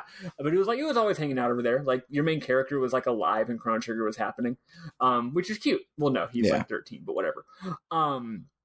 But anyway, yeah. I'm going to share my final thoughts on the game. I'm going to keep them really quick, and then I want to hear Sam's. I love this ending. I think we should use the ending song to Faraway Times as our closer. You will be shocked to hear how low-key it is. It's just this soft, sweet little ditty. This game is very sensitive. It plays with a lot more sensitive emotions than I had realized before. At the end, when you're flying your epic with Mode 7 graphics, instead of it being it's at nighttime. Instead of it being in the daytime, like, think about the ending of FF6, which is a very similar ending. It's Mode 7 of the airship with loud, triumphant, beautiful music after a literal 30-minute long ending cutscene. Triumphant music flying over this beautiful, beautiful world and seeing all these characters in the daytime happy and ready to make a new world. This is your characters flying at night, where you see the literally the water literally sparkles, like sun-dappled ocean and rivers, or moon-dappled ocean and rivers, as they fly while this quiet music plays. And then it ends with a final shot of the entire planet. And again, it's cloaked in darkness as the music makes a little bit of a minor shift that's interesting. And it almost feels like you're going to sleep at the end of the game. It's just very sensitive. The whole game is filled with really little beautiful moments. It's very much like Dragon Quest V now that I think about it, you know? Dragon Quest V's story isn't in the huge plot moments, it's in the little details of fathers and sons and mothers and wives and what they mean to each other, and pets, and kings and subjects, right? And your wife's your father-in-law. A lot of father-in-law nonsense in that game, you know. This game, though it is not as grounded because it is literally about crazy time travel sci-fi stuff, it just briefly brushes on a lot of really beautiful things, and it does it with a light touch. And as I've discovered this time around, is phenomenally well put together from a game design perspective, way more than I ever gave it credit for. Finally, at the ending credits have an amazing font. It's a great fucking font, folks. All right, Sam, what do you want to say?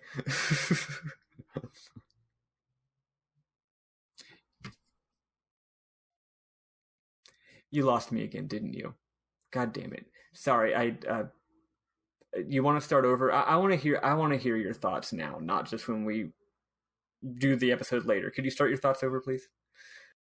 So, this is going to be a nightmare to edit, but here's Eli back for his final little thoughts on the game, and we'll do that right now. So, Eli, what was your favorite part about Chrono Trigger as a whole? I really like that they killed Chrono off. Like that maybe sounds kind of stupid, but like it was totally unexpected that my main character fucking evaporated. And I thought it was an interesting plot point, and like I knew where it was going to go from there because wibbly wobbly timey wimey shit. I'm not even a Doctor Who fan. I don't know why I'm quoting Doctor Who, but you know, I could see where it was going to head based on that. But at the same time, I thought it was a really interesting decision for them to make. Yeah. And I liked that it felt like in this game from before a time when choices mattered, that your choices actually mattered, even if they only kind of pseudo mattered, because like in the trial, you got the same outcome no matter what. Mm-hmm. And it was that your character was going to be executed in 3 days. But it felt like it really mattered what you did before that. Mm-hmm. They did a really good job of making it feel like you fucked up. Even though you really didn't. You didn't change the outcome of anything. Yeah. So it was still like there was the illusion of choice. Yeah. But in like a cool way. They did a really good job of making it feel like it mattered. Yeah, and that's one of the best parts about this game for that. It was so cool. And like the whole time I'm just like fucking screaming like, I can't believe I did this horrible thing that I didn't know was horrible. Because I've played Final Fantasy, and in Final Fantasy, if I steal some guy's lunch, nobody fucking cares. Yeah, he won't even talk about it. Like, you go to the NPC, and the NPC's like, wow, my lunch looks so delicious. Can't wait to eat it. You walk up and eat it, and you talk to him and goes, my lunch looks so delicious. I can't wait to eat it. Yeah. You just move on with your life. Exactly. And then in Chrono Trigger, he's like, my lunch! You fucking ate it! You know, and then he comes and testifies against you. Like someone cares that you ate some dude's lunch. Because you're the one who created the criminal justice system. This is your fault. It really is. Fucking dare you. You know, I love time travel shit. Futurama is one of my absolute all-time favorite shows, and they play with that a lot, and I think it's really cool. Looper is a great movie, you know, and it's like I said, I'm not a Doctor Who fan. I probably should be because I love this time travel shit so much, but it just Doctor Who's been overhyped. Doctor Who, Doctor Who uses time travel as a background for its space opera type storytelling, and the episodes that are timey-wimey are few and far between, and that's it's despite being a time traveler and that being his whole shtick, the episodes that are actually about time travel stick out because they're not that often. So if you're going to find time travel stuff, Doctor Who's actually not that good of a place for it. But you know what is a good place for it? Homestuck. It really is. You don't have to read Homestuck, Eli. It's fine. I think you would enjoy it if you did, but I can't in good conscience tell anybody to read something that now has 9,300 some odd pages now. Oh my god! Right. No, I can't do it. I can't do it. Yeah, don't do it. It's not worth it. I'm not sober enough. Or I'm too sober, maybe. I don't know. One Get of more those drunk two. and then read Homestuck. God, I'll just read it while I'm barfing. Home drunk. Home drunk. But yeah, you go and rest, and I will cut this in wherever. Cool. Here we are. 4 minutes Eli later. died on the way back to his home Doesn't planet. even see we're time travelers. It was 0 seconds for us, but it was 4 minutes for you guys. Damn, just like Lobo. But I really like this game, and I really liked it back in the day, but I love it and cherish it more now after this playthrough, because back with Undertale, we talked about what would a game with a AAA budget look like if they didn't make it huge and epic and they made it dense. And I beat this game at 17 hours. It was real short, but it's real dense. There are 16 endings. There's 8 variations on this ending that we got today, including an infinite number of variations for how many times you clone Chrono's cat. I don't even know where that side quest is. I just know you can get a bajillion cats to jump through the teleporter at the end. I don't even know how to get extra cats. It didn't come across yet. They coded it in to have all these different endings with all these different cats, because why not? And there's just so much love and care put into every single NPC interaction in the entire game constantly. So much so that I, at some point, after getting the epic, I went back to Poor or something like that and talked to an NPC, and he didn't have updated dialogue, and it was weird because constantly everybody has updated new interesting dialogue. Everything's constantly changing, and there happened to be some places where that wasn't true, and it was weird because it's so true everywhere else. And I love that. I could easily put in 100 hours into a playthrough of this game, and this time I beat it in 17 hours. It is not a long game. That's another good thing about the game. It's short as shit.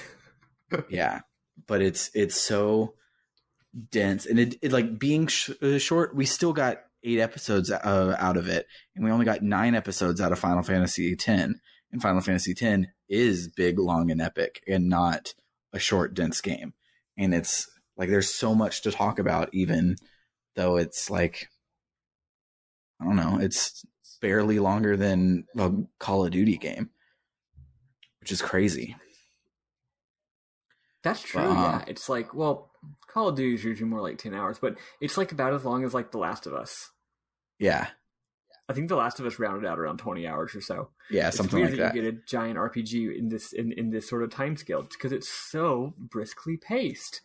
And yet it still has the confidence to be yeah, no, we're going to give you a real final dungeon that's got 6 sub bosses. Yeah. and it's good. And my main takeaway from playing it is that this game's themes and lore and all of that stuff are really good, but not good enough to float it by itself as a serious piece of capital A art, which the Slattery cut frames it as, because it cuts out a lot of the jokes and focuses on being more about the direct translation. And so it's a way more serious affair. And I don't know, I love when Doctor Who talks about genocide and then puts on a funny accent and says a word in French and presses a big giant red button that says "do not touch." You kind of have both. to. It's you kind of need, yeah.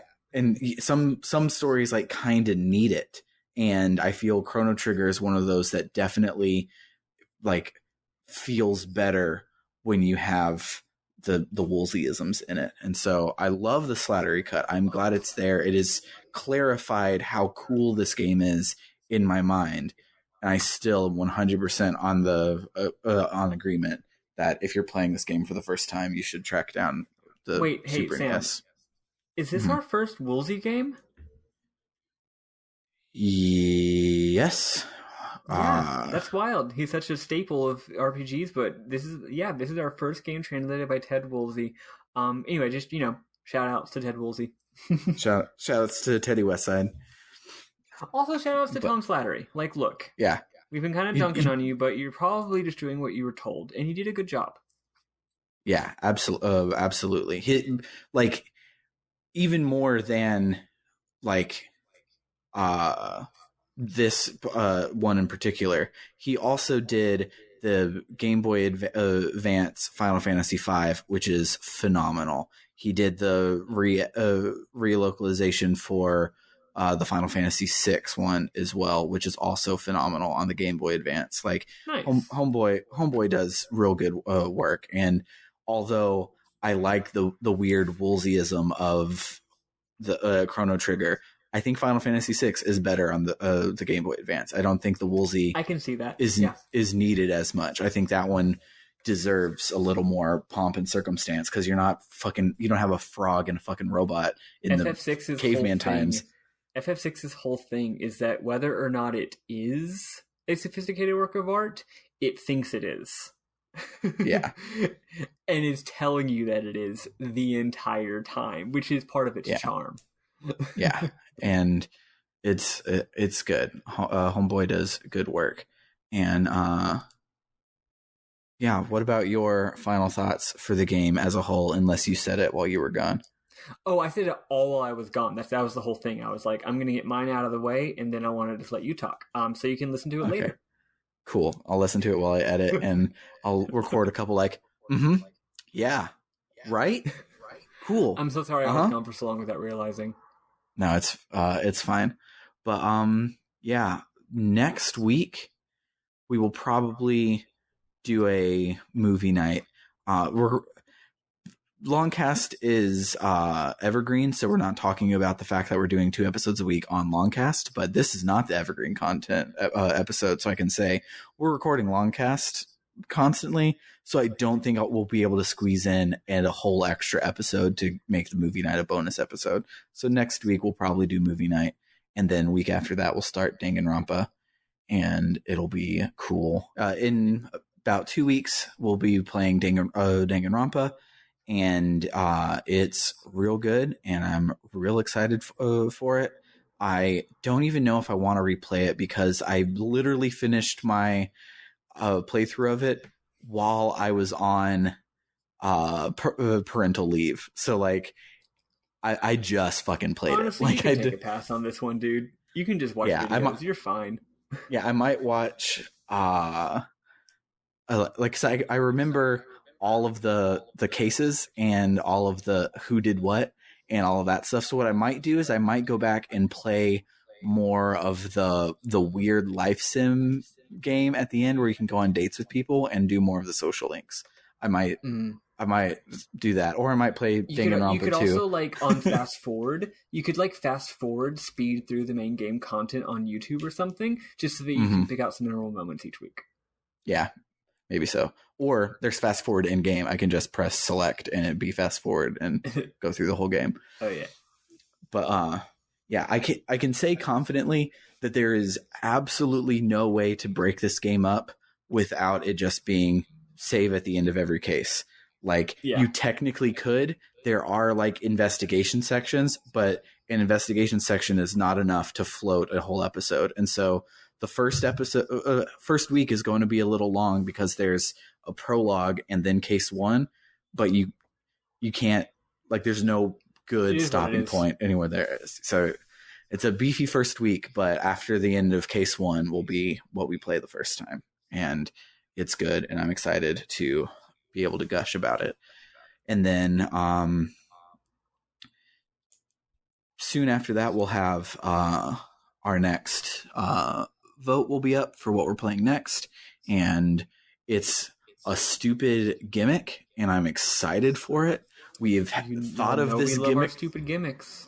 We thought of this stupid gimmick over a year ago, and I'm excited to finally reveal this stupid ass gimmick that took a year to pull off, and we have now met all the prerequisites so we can do the stupid gimmick, and I'm excited for it. But we'll reveal that when it is time to reveal that. But yeah, if you like what you hear, you can check us out at www.rpgbook.club or on our Ko-Fi at ko-fi.com/rpgbookclub. And you can support us.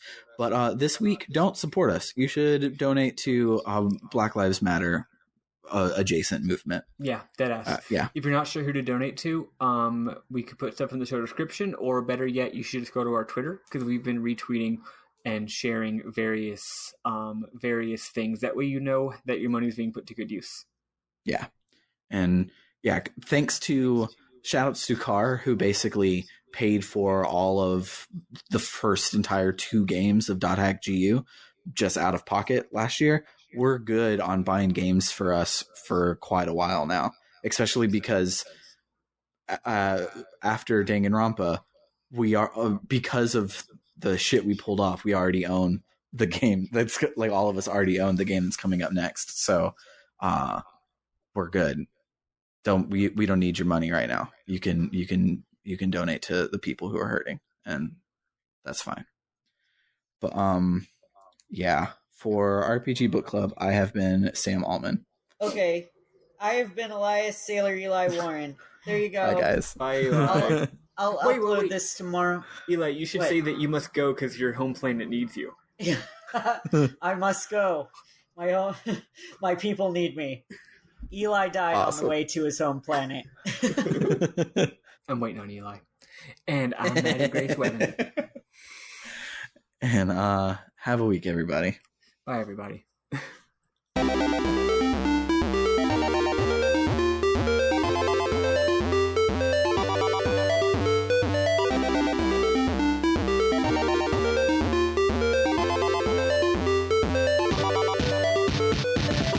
Oh, we need to start doing that thing that podcast... No, sorry, this is actually going to be more work for Sam, so we don't need to start doing this. But theoretically... Thank you.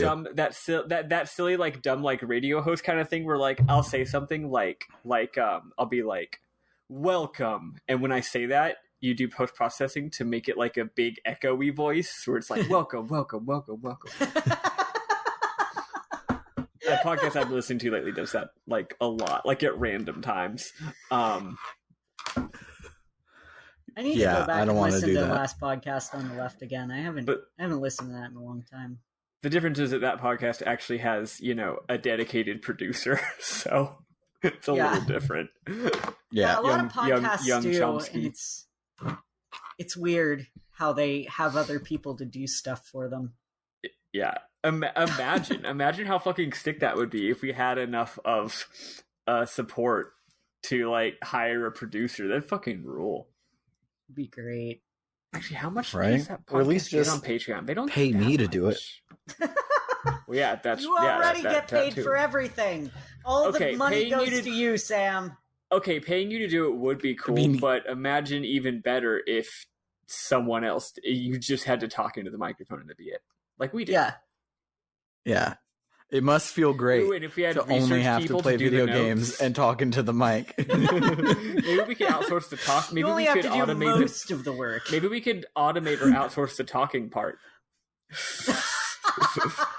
I mean, I'm gonna hire a bot to talk for me.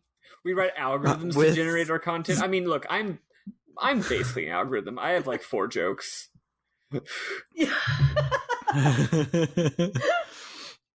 Just run an RNG to I could make it to find. Just do an RNG to find out at what point during the episode I do a Homestuck reference, and then what point you do your Twin Peaks reference, and then what point you do your.